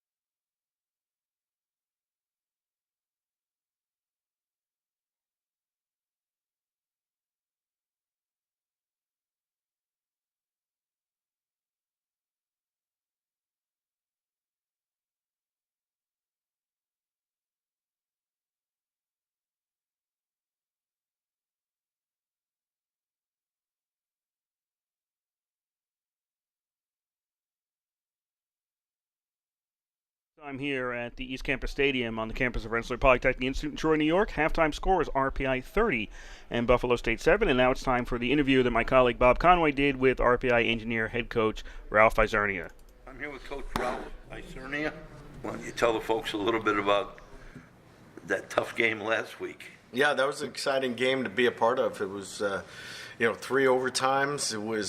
It was unseasonably hot out there in Utica. It was, guys were we had some guys going down with some cramping issues and stuff like that, and I know that Utica did. But two real good teams, battling. And it was obviously it was nice to come up on top. And one of the things we were telling our guys was just one more play, just make one more play. So when they were lining up for that field goal at the end, we had really good push. I know Rohan got his hands on that and blocked that kick to send it into overtime. And then in overtime, it was going back and forth about making plays, and they did a really good job in stopping us and making us kick for points, and we were doing the same on defense. And just so happened we made one more kick, and then on defense, we forced them to throw it, put the ball up in the air, and DJ Stefanski came down with it. But great effort, great resiliency by our team. Very proud of them. Marinopolis fumbled the ball in the end zone, and they scored. We hadn't really moved the ball on a good drive since the first drive of the game. And I said right after that, I would really like to see him lead the team right up the field and get that back. Sure enough, he did. Yeah, that was... wasn't just him, but... Right. And that was... that's something that one of the things that we chart every game. We talk about bounce back plays, whether it's on offense or defense. If it's a negative play that goes against you, the very next play, are you able to bounce back and offensively gain some yards or defensively make a stop? And we really consider that, after looking back on it, that was a bounce back drive. That was a drive that we went down. I think it was 83 yards, went down and scored. And it was it was a great drive. There were a lot of components to that drive that extended it. I know George made a good read, and Calabro made a nice catch. George had a run for a first down, and it was a good time-consuming drive. And then put it in from 21 yards out with Dylan Burnett with a really a heck of a run, breaking a couple of tackles and keeping his balance going into the end zone. So there was a lot of contributions on that drive, and it was I think it's indicative of the type of guys we have and the culture we have on this team. Are you happy with the offense and the defense? I'm sure you always say we've got a ways to go, but in general, are you happy with both sides of the ball? Yeah, there's some things that I like what we're doing, defensively, and we've got good fits on the defensive line with the linebackers and D-line, and trying to make a team one-dimensional and put them in a long yard situation and force them to throw the football. I think we're getting some good pass rush, good pressure on the quarterback, and in the back end, we're doing a good job covering and coming up with the ball when it's put up in the air. Offensively, there's one or two things, every play that can either make or break a play for you, and what we need to do is offensively is a little bit more consistency, and we want to see that from everyone, from the quarterback, the running backs, the line, and also from the wide receivers is to put everything together. I don't think we've played a complete game on all three sides, all three phases, and that's been our emphasis this week is really taking care of us and what we do, and everyone do their job, so that we can go out there and put a complete game together. We had a lot of third and longs Saturday, but I think the team we played against was pretty darn good. They are, and that's that's what I was trying to tell everyone. The national rankings and the polls and the records from last year. The records from last year, they don't matter. They don't carry over to this year. And that was a 2-0 football team, and they were 2-0 for good reason. Is that they were big on the lines and physical, and they were running to the football and very athletic in their skill positions, and they made plays. So, it's not about style points or anything like that. Getting a win against a very good team like that, really says something about our team's character. And it's not, we don't go out and try to play, some weak teams and have a cupcake schedule. I mean, these 3 games, and then even into this 4th game coming up, this week with Buffalo State, you've got teams that really pose some problems for you, and really get you ready for your conference opponents. And the conference is going to be tough this year too. It is every year. It is every year, and it doesn't matter who you're playing. You're going to get everyone's best every week out. So, like I said before, we've got to take care of our own business and play the way that we're capable of. Okay, Coach. Tell me a little bit about Buffalo State on both sides of the ball. What do they like to do on offense? Yeah, they're a team that's going to be multiple offensively. They're going to get into a bunch of different formations. They do feature a running back who's actually a local kid from Colony. He's a bigger type back that hits the hole real hard. I think by nature they want to be a running team, which will open up some of their passes downfield. They've got 2 really good receivers in Rutledge and Jordan Everett. I think they're 2 of the fastest combination of receivers that we're going to see all year long. And they're really good. They can take the top off the coverage, and so I think you'll see. They'll try to get some shots to them downfield. Either in drop back or to play action pass game. So we've got to stay over the top and get a good pass rush on the quarterback. Speaking of the quarterback, is he drop back or is option? What is he? They do run a little bit of option. He's a good athlete. He can run. He can run. I think he would primarily like to stay in the pocket, but if something breaks down, he's going to try to make a play with his legs. He really trusts the guys on the outside to go up and catch the football for him. So, offensively, their offense is they're good. They're sound. They're going to be multiple, and they're going to try to find a way to get the ball to those guys that make plays for them. They match up size with us well? Yeah, I think so. I think they may be a little bit bigger on the offensive line, a little bit bigger than our defensive line. I think our defense, and I've said it all year, I think our defense is fast. I think we're fast at all 3 levels. We run to the football real well. We get off blocks real well. So that's going to be a key thing to watch on Saturday is the battle on the lines on both sides of the football, on the offensive line and also on our defensive line. We got to win the line of scrimmage battle. If we can win the line of scrimmage battle, then it's going to put us in good shape, to make plays down the field. Okay, how about their special teams and kicking? They have the 2 receivers are their kick returners and punt returners, and they are dynamic. And we can't allow them to get the ball in space and to make plays. We've got to. We've got to take away their airspace. We've got to take away, their ability to juke and get up to full speed, and our guys need to corral them and make plays. They've had good field position in a lot of their games because those guys are dynamic and they can tilt the field for you. It makes such a difference. I thought Utica did a very good job with our kick returner, who was one of the tops in the league. Right. But we didn't get the field position because they covered it so well. Yeah, and I think it wasn't his fault. No, it's not. And I think with the game last week, it turned into the second half. Really turned into a field position battle. Yes. If a team had 4th and 4 around the 50-yard line, they were punting it, and their punter was very good. He had excellent hang time, and he was putting the ball inside the 20-yard line, and now that makes the offense start with a long field. And we were trying to do the same thing with them and have them play that long field. So there were a lot of punts in that second half, and that really tilted the field and made the offensives play with their backs against their goal line. What kind of effort do they give from the field goal range? They've got a good kicker.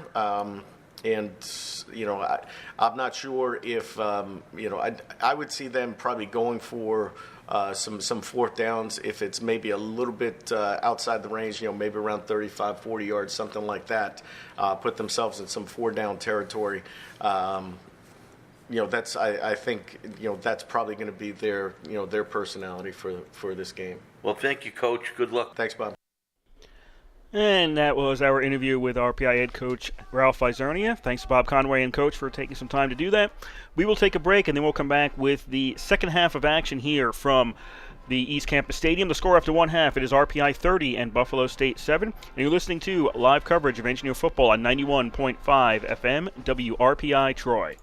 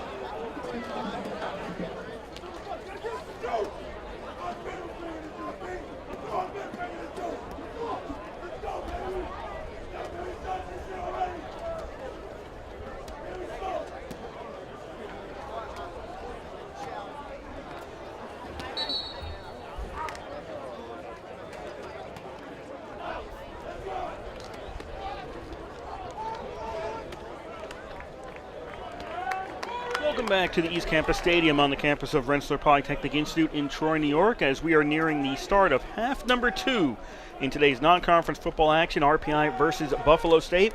And the score after one half, it is RPI 30 and Buffalo State 7. My name is Kurt Stutt, flying solo for you today right here on 91.5 FM, WRPI Troy. Buffalo State getting ready to kick off to start out this second half of play. They will be going left to right, RPI right to left across your radio dial in quarter number 3. Carr boots the ball away as RPI takes it at the 5-yard line, 10, 15, to the 20, and maybe out to the 25, a little bit beyond the 25-yard line. And we've got some pushing and shoving afterwards as on the return for RPI. That was Rory Allen on the return for RPI. Took some umbrage at the tackle from Buffalo State. There will be no fouls on that play, and RPI starts out the second half with the ball at their own 26-yard line, up by 23 points. The only possession RPI did not score on in half number 1 was the one at the very end of the half when RPI basically wasn't trying to score. So the offense for RPI very efficient in today's game as they start out 1st and 10 at their own 26-yard line. And for RPI, this will be a keeper as it was a direct snap to Bryce Todd. Todd in the quarterback position right now instead of Marinopoulos, and that direct snap goes out to the 31-yard line for the Engineers. Ball carried by 8, Bryce Todd. Game 5, 2nd and 5. Marinopoulos now moves into the quarterback position. He's got Cella with him as the running back. Cella in that first half with 110 yards rushing. The majority of that coming off a 65-yard touchdown run. Cella takes it on second down, breaks a couple of tackles to the 35. Cella's got a first down as he makes it out to about the 38.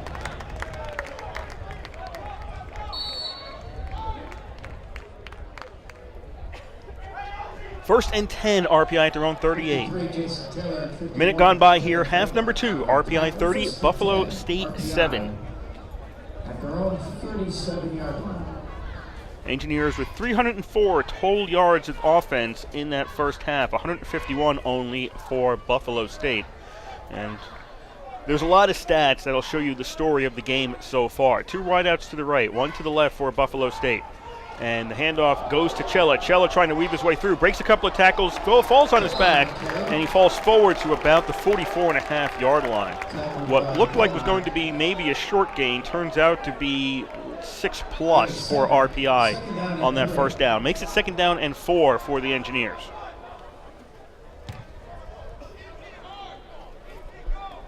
RPI was quickly to the line, but now they'll look over to the sidelines.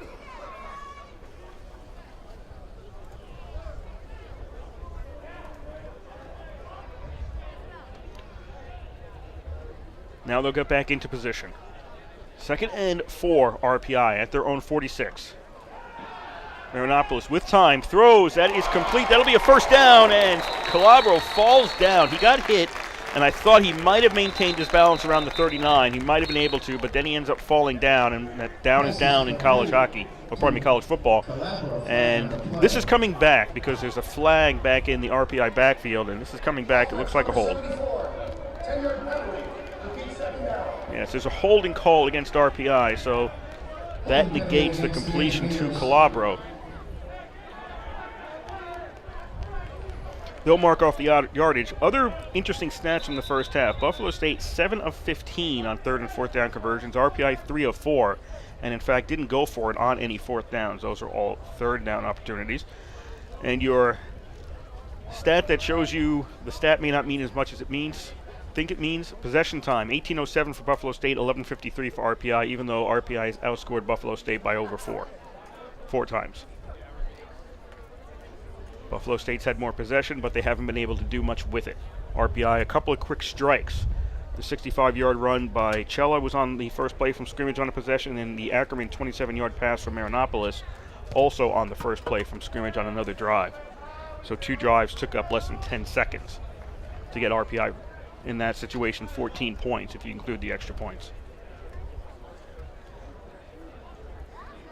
While I've been talking, the officials have been trying to square away this holding penalty against RPI. Ball will go back to the 34-yard line. It's from the point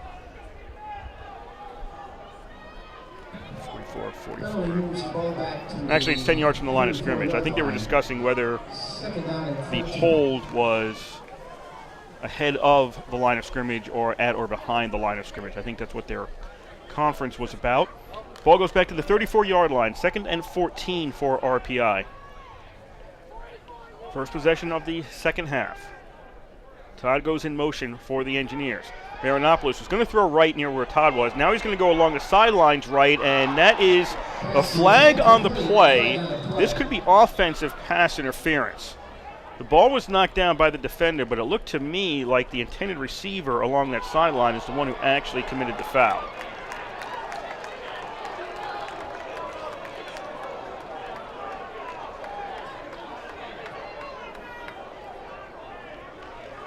Referee wants a conference on this. The referee is Vince Joy today. He wants a conference on this. Oh, now he's going to tell us what it is. Defense, number 35, 15-yard penalty, automatic, first down. Okay, it's defensive pass interference. And if I'm Buffalo State, I can see where maybe there's an argument, or maybe this should have gone both ways, because I thought at the very end the defender was being held up by the intended receiver. But instead, they're calling this against Buffalo State, and the ball goes down to the 49 of RPI for an automatic first down. 12:25 to go in the third quarter. RPI 30, Buffalo State 7. We'd like to thank the Rensselaer Union. They provide the funding for WRPI and all the club-related activity of the Institute, and that includes WRPI's coverage of Engineer football, hockey, and baseball. 1st and 10 Engineers at their own 49-yard line after the pass interference call. Cella on the carry. Escapes one man. I thought he was going to have him, and now he's going to get pushed down at the 44.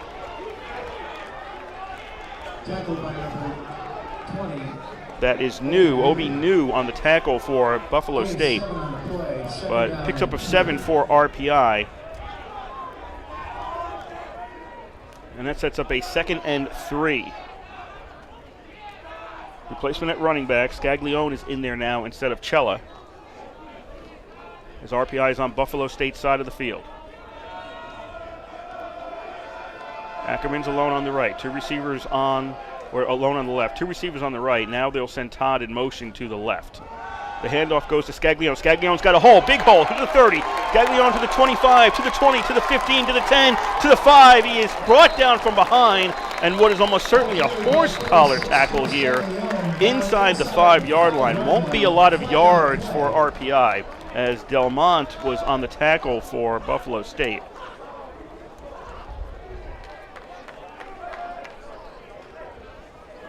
Looking at the replay now, and looks like he's dragged down by the shoulder pads.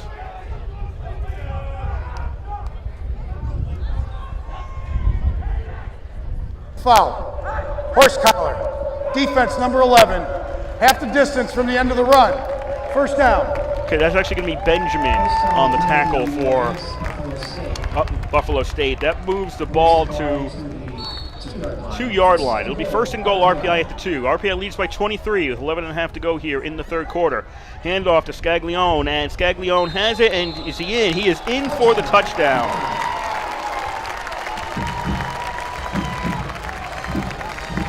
RPI 36-7 with the lead now.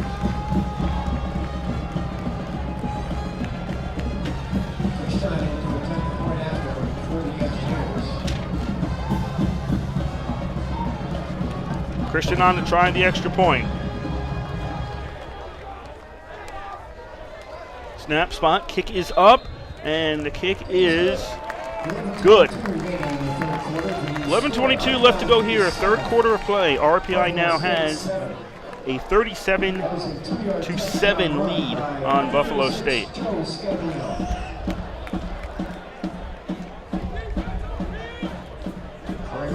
Hockey plays Carleton University tomorrow in an exhibition game. Stop by the field house, support your Engineers. This puts more pressure on Buffalo State now, as they need to get back. If they want to get back in this, they need to start scoring now. Also, time to remind you that WRPI is on the World Wide Web. Point your browser to wrpi.org, and you can pick up our broadcast 24 hours a day, 7 days a week. As long as we are sending something out over the ether of the air, we will provide it for you on that feed. That is wrpi.org.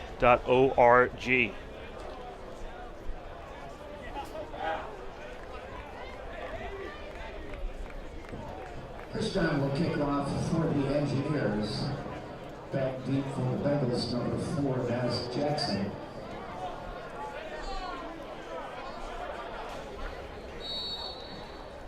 And 2 Rutledge. RPI to kick off again. They have been going short all the time. If you listen to the interview during halftime with the coach, he was concerned about putting the ball in the hands of the return men for Buffalo State. As a result, they have not gotten it. Another short kick taken at the 35-yard line to the 40 by one of the up men, and it'll be stopped at the 41-yard line. And this has only been kickoffs. RPI has not punted today. There have been no punt returns from Buffalo State because there have been no punts from RPI. The only time they didn't score was when the half ended. RPI was in possession when the first half ended. Other than that, every possession for RPI has ended in a score. 37-7, RPI leads. 11:18 to go here. Third quarter, Buffalo State with their first possession starting out at their own 41. And Buffalo State has started out between the 33 and the 47 today. That has not been bad field position for Buffalo State. They just have not been able to move the ball effectively. 2 receivers each side. Torillo throws, and he throws it behind his intended receiver, Everett, who is, I would call, the hard luck receiver so far today. He has been open, and the ball has just been off target, or he's been along the sidelines and the ball has been thrown beyond the point at which anybody can get to it. He is one of the go-to people for this Buffalo State team, and the ball just simply has not gotten to him much. He had 4 receptions for 44 yards in the first half, and the only touchdown for Buffalo State. But for a team that needs points, they need to get him the ball more often. Torillo on 2nd down and 10, rolling out to his right. Now he's going to run the ball to the 40, to the 45, runs out of bounds at the 50, and they'll put him out at the 49 on the Buffalo State side of the field. That's 2 yards short of a first down. 49-yard line. Gain of 8. 3rd down and 2. Other stats for RPI after one half. Marinopolis 7 of 9. RPI only throwing the ball 9 times, 142 yards for 2 touchdowns. That was Marinopolis. Torillo was 14 of 23 with 1 interception, 106 yards and 1 touchdown. So a lot more efficiency for RPI running, a lot more efficiency for RPI passing. And that contributed to a 30-7 lead at halftime and a 37-7 lead now with 10:42 to go in the third quarter. 3rd down and 2, and ball was tipped. Ball was tipped. It goes incomplete. It was tipped at the line of scrimmage by Hoggard, and it goes incomplete on 3rd down, and now it's 4th and 2 for Buffalo State. Bengals are 0-2. This is not a conference game. Offense is staying out there. I agree with this call.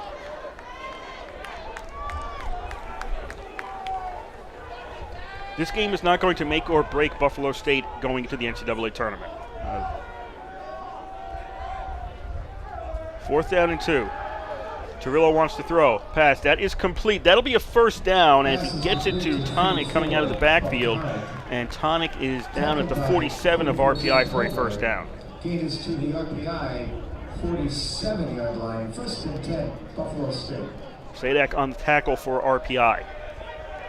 As I was saying, if you lose this game by how much, it doesn't matter. You need points now. And a loss here doesn't determine their postseason fate because that's basically going to be determined by league games. 1st and 10, Buffalo State at the 47-yard line. 10 minutes to go here, third quarter. RPI leads by 30. And they fake the handoff. Under a lot of pressure is Torillo, and he is sacked back at the 40-yard line. Cherry and Ash on the sack for RPI. Ball's all the way back to the Buffalo State 39. Torillo moves around a lot. Tough to get him in the backfield, but in that case, he dropped straight back. He really wanted to throw the ball, and he kept dropping back until finally he took a big loss on the play. 2nd and 24.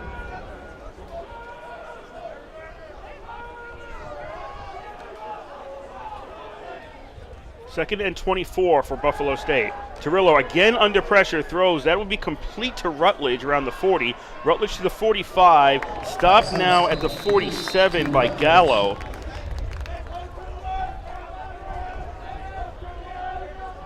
That was Anthony Gallo on the tackle for RPI at the 47. That makes it 3rd and about 15 for Buffalo State. Third down and 16.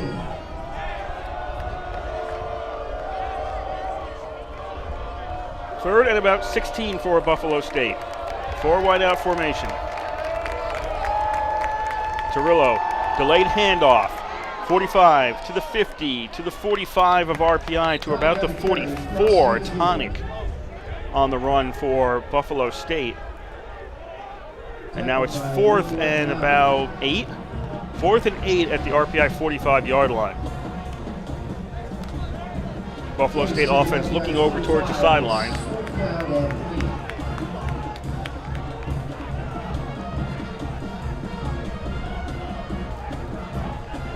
Offense will stay out there on 4th down and 8. RPI up by 30. Buffalo State needs points now.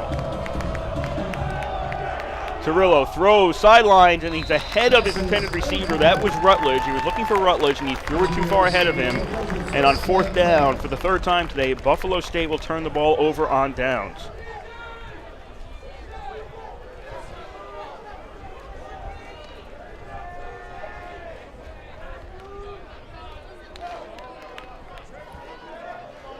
RPI takes over at their own 45, their second best start for a drive today.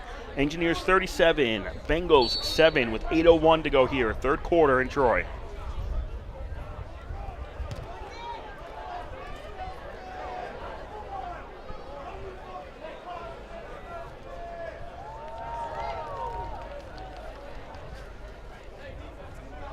RPI 1st and 10. Handoff on 1st down, gets about 2 yards out to the 47. Tackled by Jason Taylor. That was Law for RPI. Carey Marinopoulos still in there at QB for RPI. Engineers look over to the sidelines on what is now a 2nd and 8.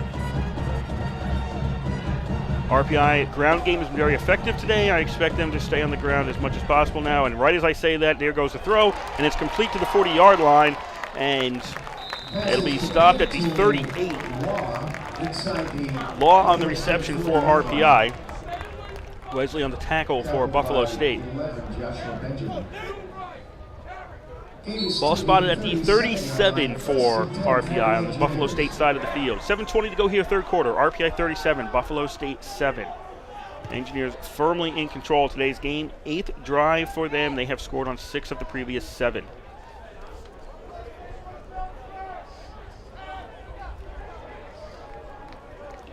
This is a naked backfield. 2 receivers left, 3 to the right. Marinopoulos is alone in the backfield for RPI. RPI chewing up as much clock as possible. Marinopoulos puts the ball up in the air and overthrows everybody. The nearest, let's call Smith the intended receiver on that, and it was behind him and so far away from him that Smith never found the ball. He was looking back and he never saw it because it was so off target. So that's incomplete on 1st down for RPI at the 37-yard line.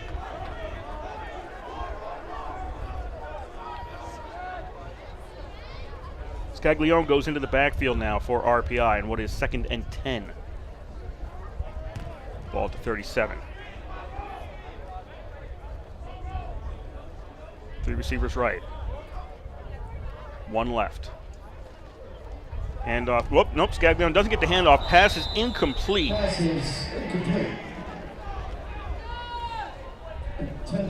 That was Smith, was the intended receiver at about the 30-yard line. Falls incomplete. Clock stops with 6:46 to go here, 3rd quarter. As RPI has a 3rd and 10 from the 37.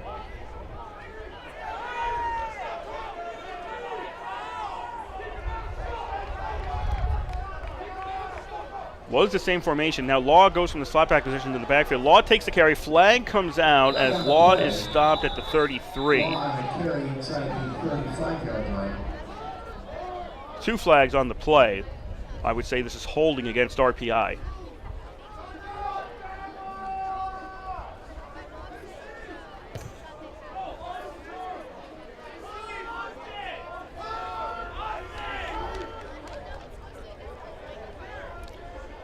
Referee is looking over to the Bengals sideline. What do they want to do? Do they want to take the penalty and make it 3rd and longer, or do they want to keep it at 4th and what would be 6 at about the 33-yard line? Those are the options.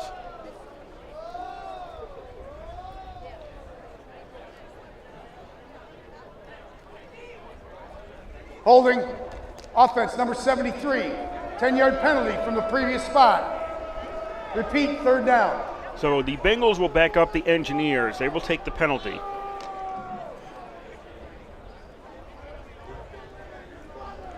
Holding penalty moves the ball back to the 47-yard line. It'll be 3rd and 20 at the 47-yard line for RPI. Engineers leading by 30.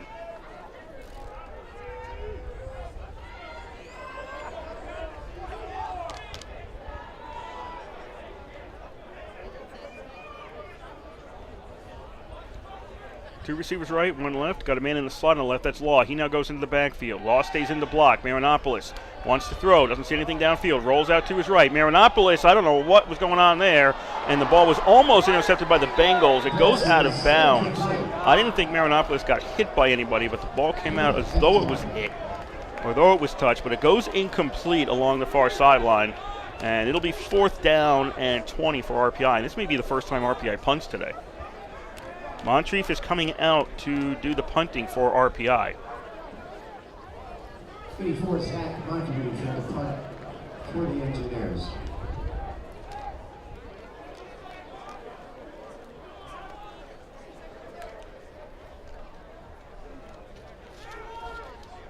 Everett and Rutledge are back for Buffalo State. Does RPI try to go end zone, or do they go sidelines? What's the plan here for the punt? Snap. Moncrief boots it, and he's booting it towards the sidelines, and it goes out of bounds around the 15.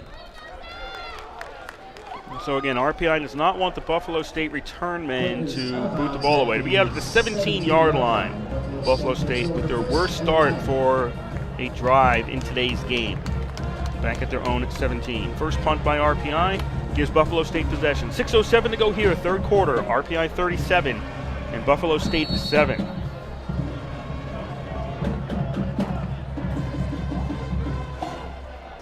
Out of town, Emory and Henry has a 38-0 lead on Rochester at the half. Hobart is taking the lead on Endicott in the 3rd, 21-20.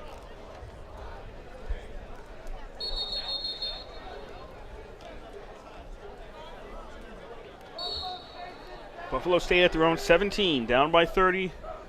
Again, they need points. Handoff on 1st down. Oh, nope, missed that one.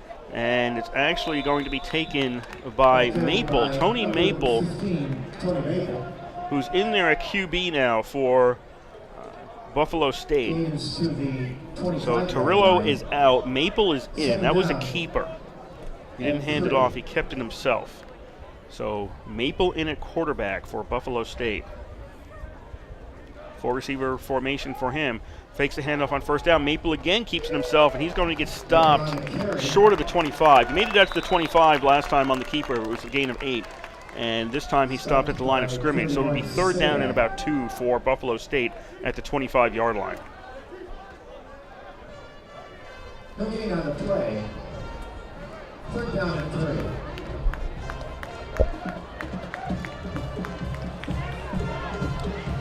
Third down and about 2. They'll say 3 on the scoreboard. I say it's 2 looking at the yard markers. Again, changing quarterback. Maple in there for Buffalo State. Quick pass by Maple. That is complete, and that'll be a 1st down for Buffalo State out to the 38-yard line. Shitu on the reception.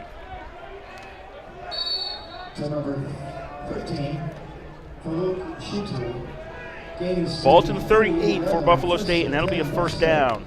4:45 to go here, 3rd quarter. RPI 37, Buffalo State 7. 1st and 10 for the Bengals at their own 38.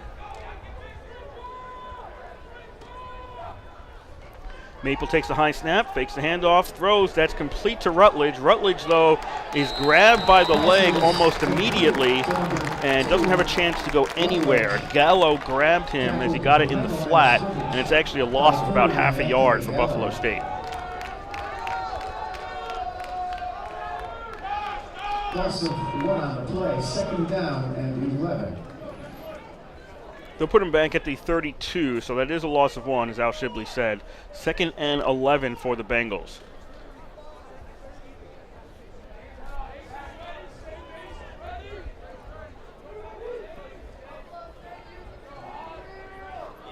Four receiver set for Maple, who is very tall, noticeably taller.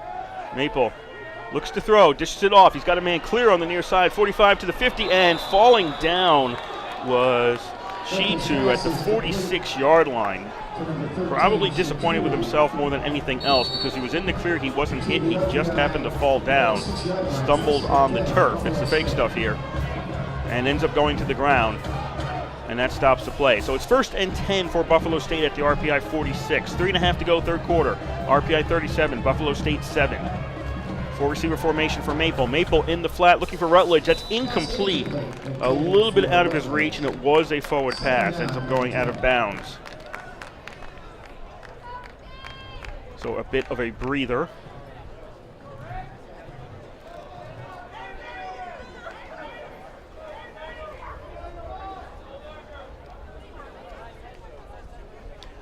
Second and 10 at the 46 for the Bengals. Maple throws quickly to the near side. That's complete to the 40, and not getting much farther thanks to Stefanski is Mazzara.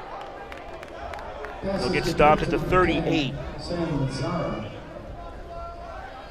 tackled by Stefanski. Gain is to the RPI 38-yard line. That'll make it 3rd down and 2 at the 38-yard line for Buffalo State. 3 receivers left, 1 to the right. Maple on the option, keeps it himself, cuts inside. He won't get a 1st down. Maple is stopped at the 37. Stopped after a gain of 1. Anderson in there on the front line for RPI. Mark Anderson on the tackle, along with 38 Luke Latnabu. That sets up 4th and 1 for Buffalo State. Offense will stay out there. We're at 2:20 left to go in the 3rd quarter, and Buffalo State needs at least 4 scores.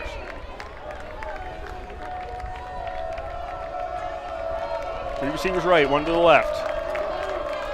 Maple out of the shotgun. Looks left, throws, that's complete. That'll be a 1st down, and spinning away from 1 tackle, and getting tackled at the 30-yard line now. Where it'll be a 1st down for Buffalo State. That was Mazzara on the tackle. on the reception, pardon me, for Buffalo State. That keeps the Bengals drive going. We have 1:50 to go here, 3rd quarter. RPI 37, Buffalo State 7. 1st and 10, Buffalo State at the RPI 30. 4 receiver set. Maple on the option. He will pitch this one. And tackled for a loss. Katowski gets in there and takes Robinson down for a loss back at the 32.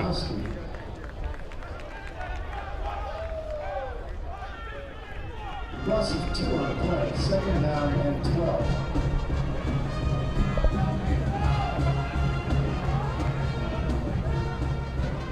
Buffalo State getting the signals from the sidelines. 2nd and 12 back at the 32 of RPI. 3 receivers to the left. High snap, pull down, give us to Robinson. Robinson stopped at the line of scrimmage by Hoggard. Stopped by Hoggard. And number 50, Fallon. And that'll make it 3rd down and 10 for Buffalo State. 45 seconds left to go here in the 3rd quarter. Buffalo State with the wind right now. It's not a very strong wind, but still with the wind in this 3rd quarter. Maple throws in the flat. That is complete, and just beyond the line of scrimmage was Shitu. And that was on 2nd down. 13, Shitu. So he stopped at the 29-yard line. Number 31, John Sadak. And what is the down right now? 4th and 9. It's 4th and 9. The scoreboard's wrong. It says 3rd down. The marker says 4th down. It is 4th and 9. As time is about to run down on quarter number 3. Buffalo State will not snap the ball. They will go over and talk about this. So 3 quarters are in the books here at the East Campus Stadium. The only score in this second half has been Scaglione's 2-yard run with 11:22 to go in the third quarter, and the kick by Krishnan made it 37-7 in RPI's favor. That's all the scoring. It's been a rather uneventful second half so far. But after 45 minutes are done here in Troy, it is RPI 37, Buffalo State 7, and it is a good time to remind you that you are listening to WRPI Troy with Engineer Football from the East Campus Stadium. Kurt Stutt flying solo on the call for you today, as RPI and Buffalo State, both with their last non-conference games of the season here in Troy. After this, it's conference games the rest of the way through. After 3 quarters, total offense, RPI 391, Buffalo State 219. Buffalo State 10 of 23 combined third and fourth down conversions. So less than half are they succeeding in. And Buffalo State still dominating in time of possession. 27-35 for the Bengals, 17-25 for RPI, but RPI dominating on the scoreboard. RPI 37, Buffalo State 7 as we start quarter number 4. It'll be Buffalo State going right to left, RPI left to right across your radio dial in this fourth quarter. Fourth down and about 8 or 9. Maple takes a snap, hits his own man as he's trying to run with the ball. Maple to the 25, Maple to the 20, and he's got a first down. Maple just gets inside the 20 to the 19-yard line, and Buffalo State maintains possession of the ball.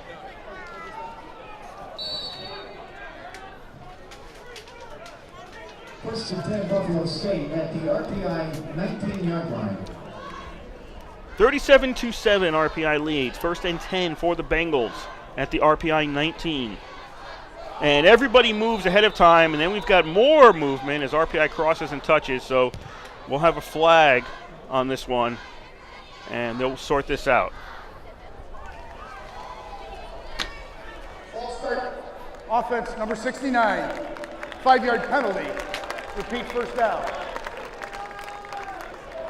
False start against Buffalo State. We'll back them up 5 yards. Back to the 24-yard line. First and 15. First and 15 for the Bengals as we're 30 seconds into the fourth quarter. RPI leading by 30. Buffalo State trying to do something here.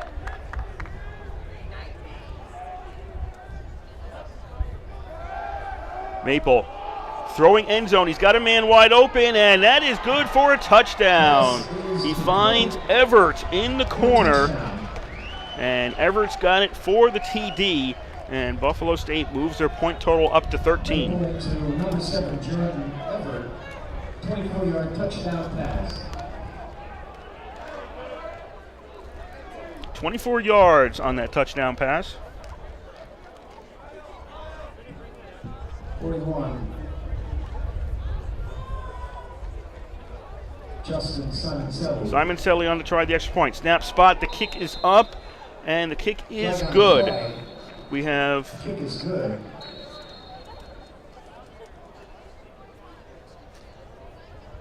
there's a flag on the play.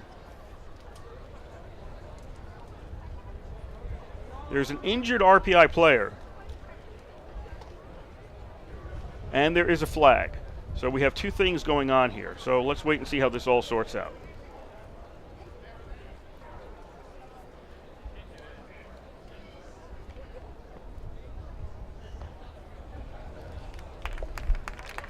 Officials timeout, injured player. During the play, holding.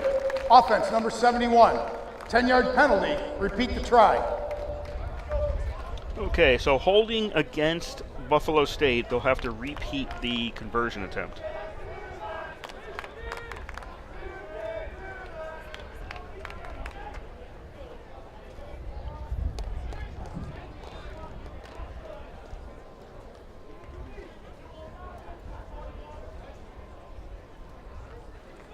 Kelley moves the ball back to the 12 for the point after. This is now the equivalent of a 30-yard field goal for Simoncelli.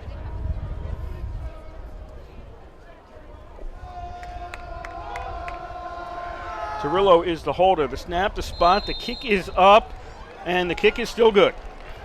Kick is good. 14-12 remaining in the fourth quarter. The score, RPI 37. So it's RPI 37, Buffalo State 14, with 14:12 to go here in the fourth quarter.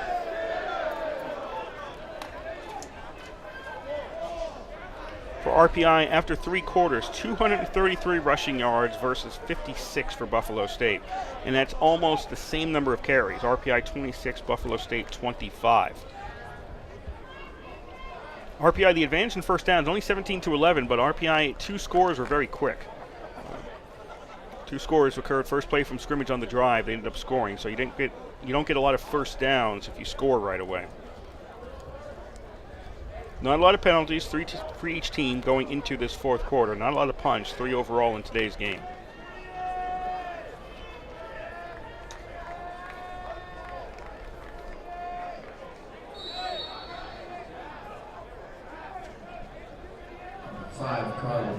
Carr to kick off. Boots the ball, taken at the 10-yard line. To the 15, Davies to the 20. Davies along the sidelines, 25, 30. He stepped out where? Davies stepped out at the 29. No, 30. Call it the 30. They're going to move it up to the 30 on this. So RPI starts out at the 30, up by 23 points with 14:06 to go in today's game. Ball is at the 30, first and 10, RPI.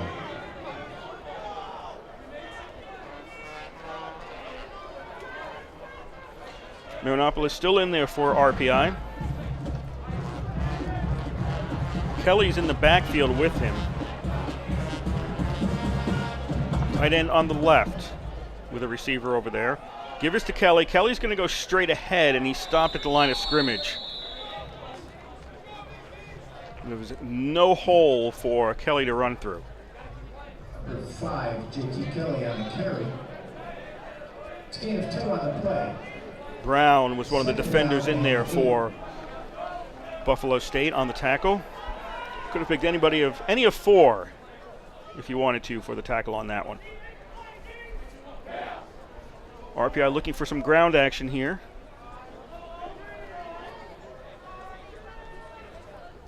Try and wind that clock down with a 23-point lead in the fourth quarter. Kelley takes the carry again, finds a hole this time to the 35, to the 40. Kelley gets hit, stood up, stays on his feet, and they're going to... All right, there's going to be a flag coming out here as the whistle blew. Kelley, the crowd was reacting because Kelley really wasn't stopped, but then he was down like 2 yards ahead of that. But so it's only a slight difference here. They're going to say he's down at the 44, and we'll have to wait and see what the flag is. Illegal block in the back, offense, number 52. Be a 10-yard penalty from the spot of the foul. Okay, so it's an illegal block against RPI. There's an injured player. Joshua Benjamin is injured right now for Buffalo State. So the training staff is out to look at him, and we have an official timeout. 13-13 to go here, fourth quarter. RPI 37, Buffalo State 14.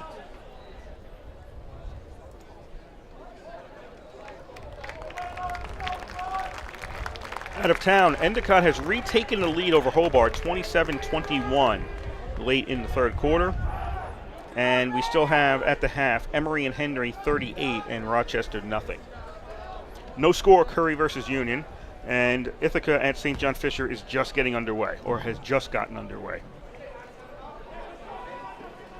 Holding penalty against RPI moves the ball back to the 30-yard line. Second down and 10. So the block in the back against RPI moves the ball back to the 30. Second and 10 RPI. Clock has restarted since the previous play was a running play. They mark off the yards and start the clock again. Engineers. That's Bryce coming in from the wideout position to take the handoff, and he's down to the 39-yard line. That's Bryce Todd, I should say. Todd is his last name. Flags in the secondary now, as the fourth quarter has kind of slowed up here in Troy.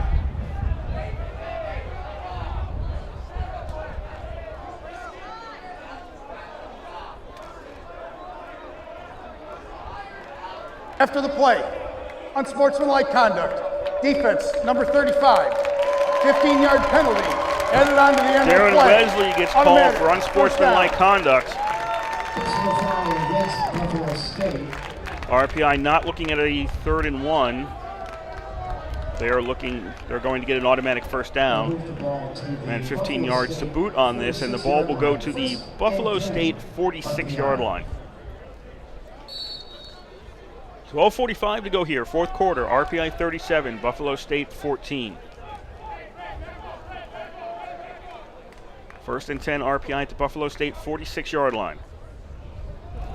Kelley takes the handoff, goes right, turns the corner, 40, 35 to the 30. Kelley on his feet and knocked out inside the 20.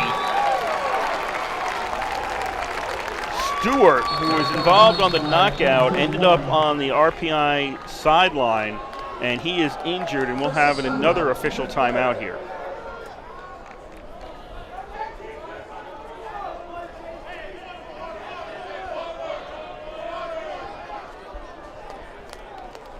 He will get up under his own power and make his way across the field.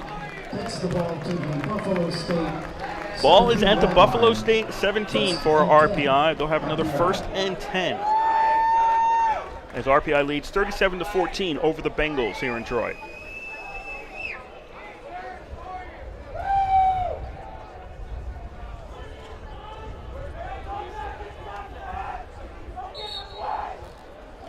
Both teams taking the opportunity to get some water. It's in the 70s here in Overcast. It is a far different day than it was a week ago at Utica, which was sunny and 80s, high 80s, and seemed a lot hotter. 1st and 10 RPI to Buffalo State 17.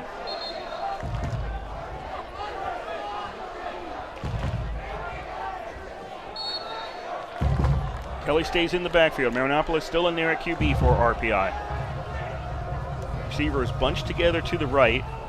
They're going to give to Kelley. Kelley straight up the middle. He's got a nice hole to the 10. Kelley to the 5. Kelley caught by the ankles and brought down inside the 5. But this will be a 1st and goal for RPI. Barksdale on the tackle for WPI. Or not WPI, for Buffalo State. 1st and goal RPI. Kelley with another carry, 5, and he's going to be stopped at the 5-yard line. On the carry. No gain on the play. Tackled by Brinkle. And number 42, Trey Pitts. RPI spending as much time as possible between plays at this point. 2nd and goal. As they have no real desire to run plays quickly. 2nd down and goal RPI. Kelley stays in the backfield. He'll get the carry. Kelley straight ahead to the 5. Kelley still on his feet. Kelley is down inside the 1. Yes, Kelley is down inside the 1. Kelley on the carry. On 2nd down. Sets up a 3rd and goal from maybe the 1-foot line at this point.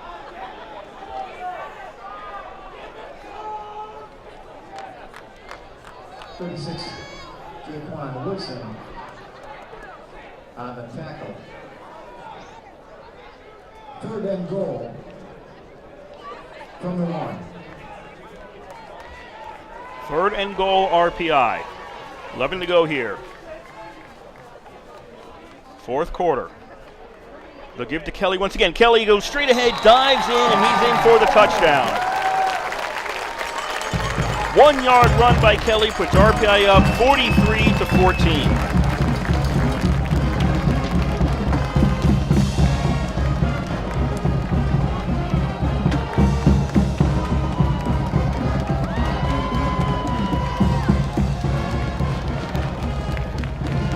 Buffalo State's big mistake on that play was the maybe unsportsmanlike conduct call that moved RPI from a 3rd and 1 to a 1st down. Christian on for the extra point, and that is good. We have 10:59 to go here in quarter number 4. RPI leads 44-14. Buffalo State 14.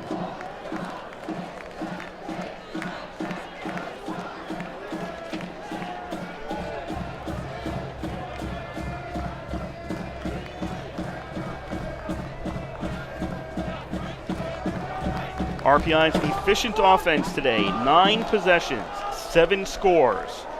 Once they gave up the ball at the half, and then once they punted. Not going to see much better than that.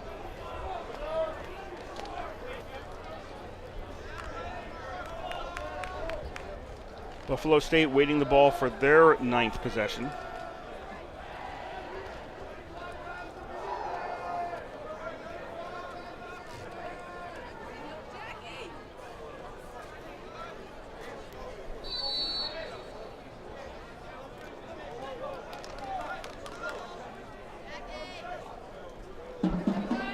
RPI has kicked everything short.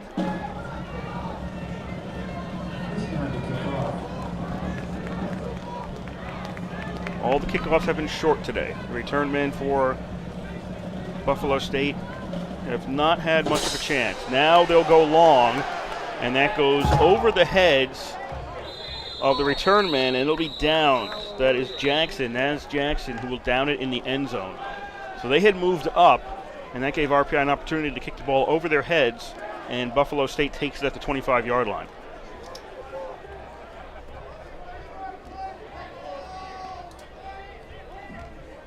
Christian's kick into the end zone for a touchback. Bus State will start 1st and 10 at their own 25-yard line. Buffalo State put together almost a 7-minute drive on their last possession to get their second touchdown of the game.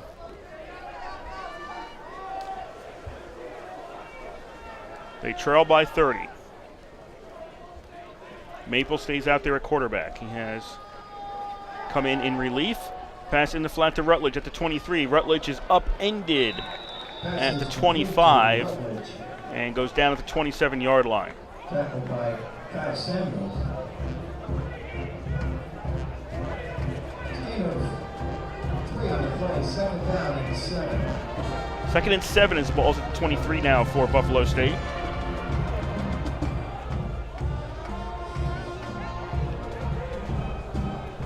RPI, if they want to keep the ball inbounds for short gains, let them. Maple, pump fakes to the left, under pressure. Maple will get sacked back at the 22-yard line. Conquo was in there for RPI. Maple is sacked back at the 21-yard line.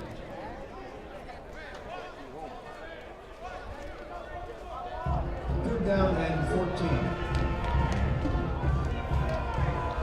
Back to the 21-yard line, 3rd and 14 for Buffalo State as they are under 10 minutes to go in today's game.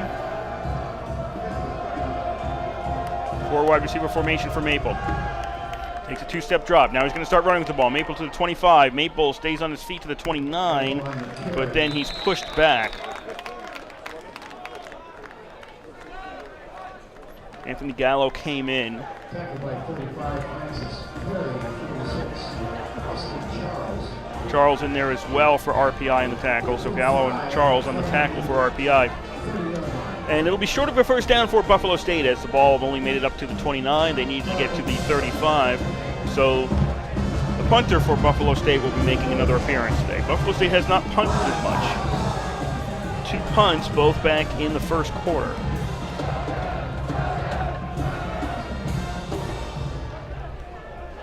Ball is kicked. That's a low kick. It bounces around the RPI 42, and Carr's kick is covered at about the 42, call it the 42-yard line on RPI's side of the field.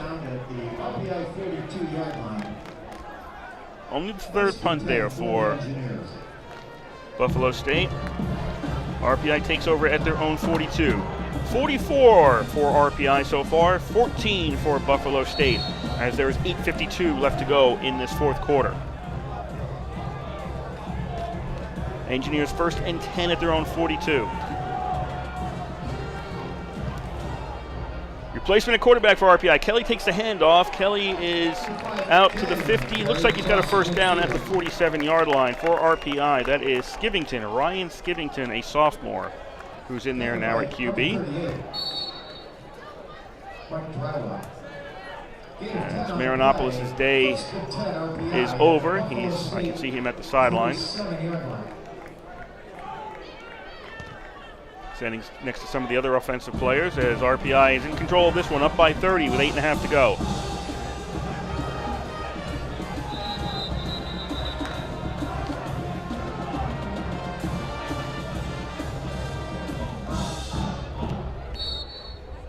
Officials are straightening out something. I don't know what it is. 1st and 10, RPI. Kelley with the handoff. That was a slow, poor handoff from Skiffington to Kelley, and that gave the defense time to get in there. 38 Drylow. And 99 E.C. Wigan in on the tackle for Buffalo State. Too slow a handoff. Didn't give Kelley enough time to get some momentum going forward. 2nd down, loss of 2 on that play. So it's 2nd down and 12 RPI back at their own 49-yard line. And this is a keeper by Skiffington, and he is stopped near the line of scrimmage. Swearline on the first hit for Buffalo State. They'll say he got 1 to the 48. That'll make it 3rd and 11 for RPI. 25 seconds on the play clock. RPI is just looking over to the sidelines, trying to get this one under 7 minutes to go before they snap it.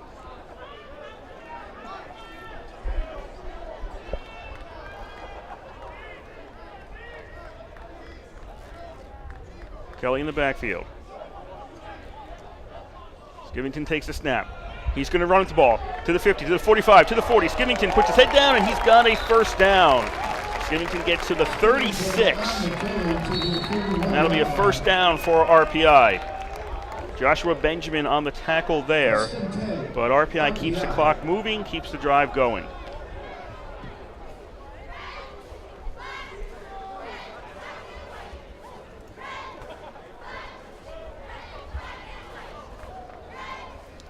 First and 10 at the 36-yard line for RPI.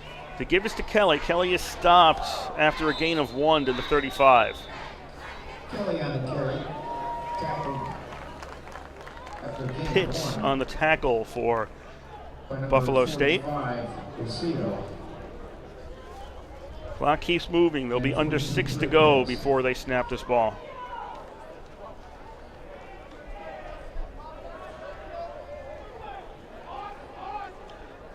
Single receivers each side, men in the slot each side. Kelley gets the handoff, breaks it in 1 tackle, 35, now stopped at the 34, we'll call it. Tackled by 36, Wilson on the tackle for Buffalo State. That makes it 3rd down and about 8 for RPI. With 5.5 to go, 4th quarter, RPI leading by 30. Not a lot of urgency in this game right now.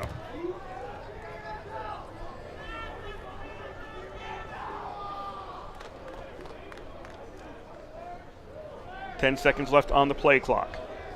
RPI goes to the line for 3rd and 8. Skiffington gets the snap. And we have a handoff. New running back there for RPI, and that should be a 1st down as Ryan Trudeau is in there now for the Engineers. Helena on the carry. Tackled by 45, Paseo.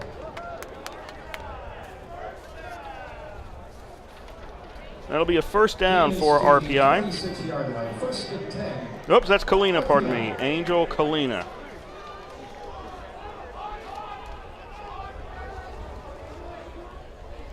Angel Kalina on the carry for RPI to get them a 1st down at the 26-yard line. Kalina takes the ball once again, caught from behind this time and stopped at the line of scrimmage. And that was Pitts on the tackle for the Bengals. 44-14, RPI leads with 4:20 to go in today's game.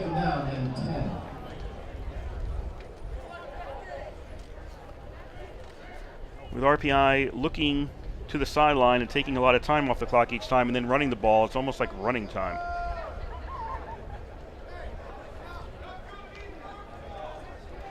Clock is not stopping much here. 2nd down, Skiffington on a keeper, 25 to the 20. Skiffington stays on his feet and he stopped forward progress at the 22. Most everybody on the field was in the middle of that pile. And that's going to set up a 3rd down and 1 for RPI. Tackled by 49, Swerline, and number 50, Dwight Adams.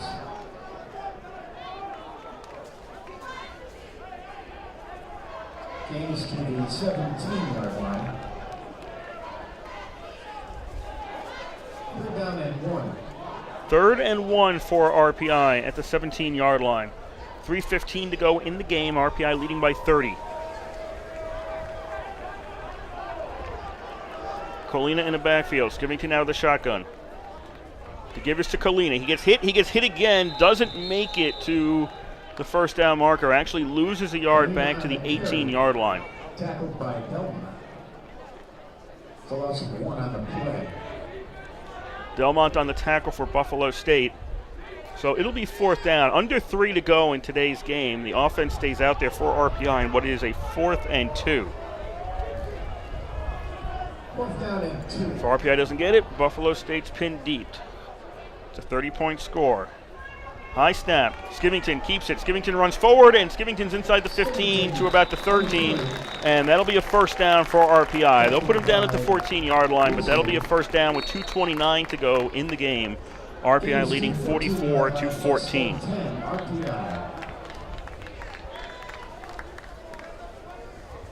Buffalo State not trying to stop the clock.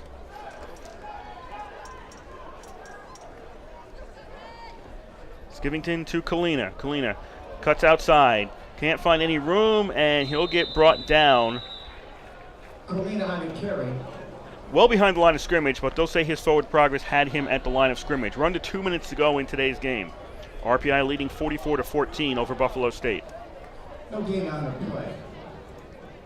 2nd down and 10.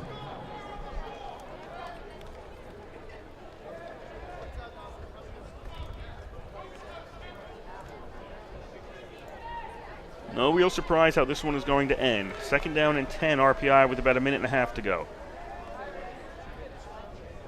Colina on another carry. Nope, that's Skiffington, pardon me. Keeps it himself. He gets knocked around the 15-yard line, and he's stopped at the 14. Tackled by Brent. It will soon be 3rd down and 10-ish. Let's call it 10-ish. Ball won't be snapped until there's well under a minute to play. 1:01, 1 minute to go, 20 seconds on the play clock. No, this is 2nd down and 10, pardon me. No, now it's 3rd down, that's right. Scoreboard is wrong. The marker now just got changed. 3rd down and 10 for RPI. Skiffington takes the snap.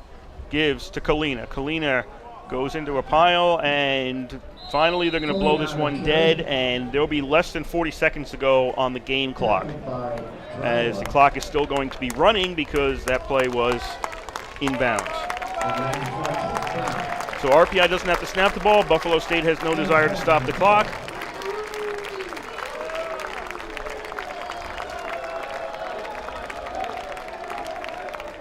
If all goes according to plan,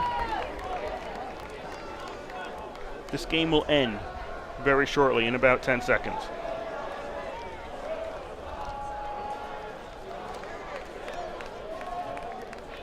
Two seconds, 1 second, and that will do it. It's over here in Troy. RPI has defeated Buffalo State 44-14. A game that RPI was in control of basically all the way through.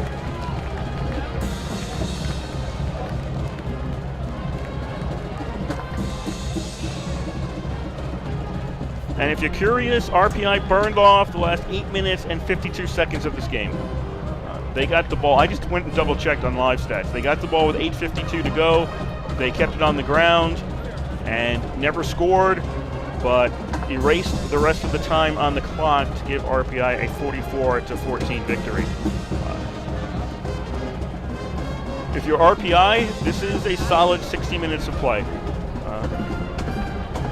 The games earlier this year, there were ups and downs.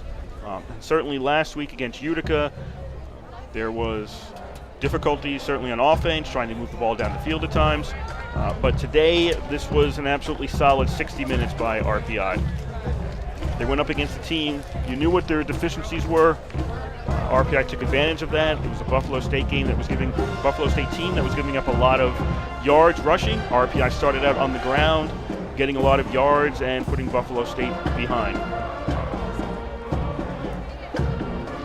Engineers did most of it on the ground. 48 rushes today for RPI, 343 yards rushing. There were only 13 pass attempts, only 8 pass completions. For RPI, 343 yards rushing, 158 yards passing. That's quite a discrepancy. 501 total yards by RPI versus 256 for Buffalo State. They made Buffalo State pay on the ground. Kelley with 131 yards rushing. Marinopoulos, 2 touchdown passes. Quietly, Marinopoulos had a very good game. 8 of 13, 158 yards, 2 touchdown passes. That's averaging over 10 yards per attempt. That's 2 touchdowns versus 0 interceptions. RPI actually didn't turn the ball over at all today. Quietly had a very good game, and sometimes the quarterback's passing stats don't say everything, because this was the ground game. This was Marinopoulos doing a good job on the ground. Skiffington came in later on for that last drive, for the last 8 minutes and 52 seconds of today's game. Actually may have come in earlier, I don't remember. But a very well-managed game. The defense for RPI can only give up 2 scores, 2 touchdowns. That's a winnable game, and certainly RPI won today. So for RPI, a solid game all around, and if you are Buffalo State, there's a lot more still to work on. So I'm going to run down the scoring in today's game, as this one was kind of over with as we were into the second half. 7:27 to go in the first quarter. Calabro with a 19-yard pass from Marinopoulos. Christian's kick made it 7-0 RPI. And then Christian with a 26-yard field goal with 2:26 to go in the first made it 10-0 RPI. That was the score after one quarter. Second quarter, RPI made it a 3-score lead. Well, 2-3, depending on how you look at it. Law with a 13-yard run. The kick failed, made it 16-0 RPI with 12:40 to go in the second quarter. And then 3 scores in rapid succession. 6:57 to go. Everett for Buffalo State with a 6-yard pass from Turillo. Simon Selly's kick made it 16-7 in RPI's favor. For RPI, they answered back. Kelley with a 65-yard run. Christian's kick is 6:47 to go in the first quarter, made it 23-7 in favor of RPI. And then just 21 seconds later, Ackerman with a 27-yard pass from Marinopoulos. That was off the interception. Made it 30-7, with Christian's kick. And that was the score at the half. RPI 30, Buffalo State 7. RPI increased their lead to 30. Scaglione with a 2-yard run. Christian's kick at 11:22 to go in the third, made it 37-7 in RPI's favor. That was a score up to 3 quarters. Fourth quarter, Buffalo State did get one back. Everett, the 23-yard pass from Maple, who came in relief of Turillo, the starting quarterback. Simon Selly's kick made it 37-14 in RPI's favor. Then RPI got the final score of the game. Kelley with a 1-yard run. Christian's kick with 10:59 to go in the game made it 44-14 in RPI's favor. With the win, RPI improves to 4-0 on the season. No conference games. They will be in action in 2 weeks at Ithaca, a 1 o'clock start in 2 weeks at Butterfield Stadium, and that will start out Liberty League play for the RPI Engineers. For Buffalo State, they fall to 0-3 on the season, and all the problems that they had so far this year have resurfaced in today's game, and there's a lot for them to work on. They will be at home for the first time this year. Buffalo State plays Hartwick next Saturday at noon. So Buffalo State gets 1 week to attempt to straighten out what they have to straighten out in terms of their play. If you're RPI, it's a week off next week, and then in 2 weeks they are at Ithaca to start out their league schedule. Engineers of the game. On offense, I'm going to give it to Nick Chella. There was a lot of good running in today's game, a lot of good play all around the offense today. I will give it to Chella with 131 yards rushing on 12 carries. That's a 10.9 average, and he wasn't the only one with a good average. Scaglione was 8 for 72 with a 9-yard average. Kelley was 11 for 69. That's a 6.1-yard average. And Skiffington, the quarterback who came in at the end, had a 5.2-yard average rushing. All those are good. If you're over 5, you're good. If you're at 10 like Chella, that's great. So Nick Chella is going to be my offensive engineer of the game. My defensive engineer game goes to Jack Hoggard with 13 tackles, 2 unassisted, 11 assisted in today's action. And the RPI defense played exceptionally well. If you look down the results for the Buffalo State defense, these are possessions. Downs, gave it over on downs. They had to punt twice, 1 touchdown. RPI intercepted it, turned that into 7. Twice again, turned it over on downs, a touchdown, and then a punt. So that's 3 times Buffalo State turned it over on downs 1 time on a turnover.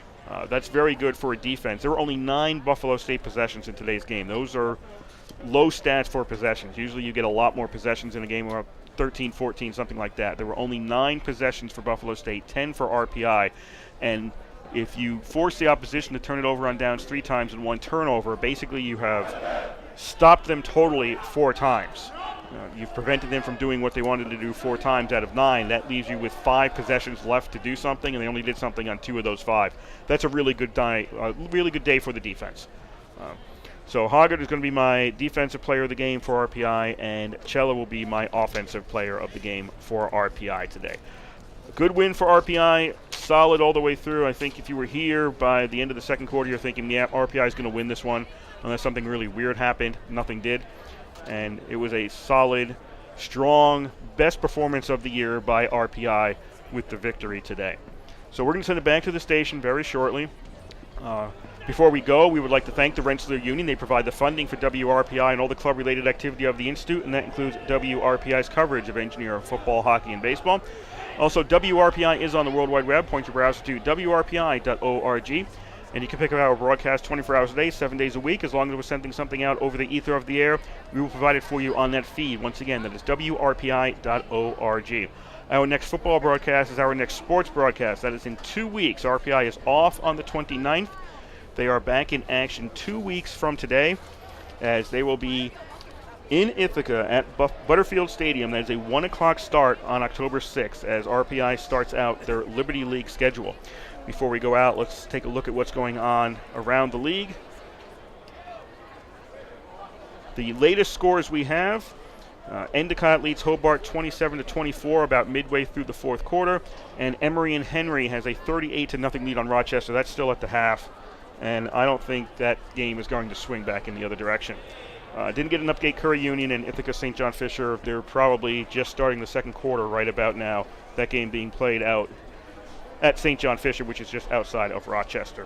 I'd like to thank all the people back at the station for making sure we got out over the air today. Had a little trouble at the beginning in terms of connecting, but we got all that squared away, and it looks good. Looked like everything was good for this entire game.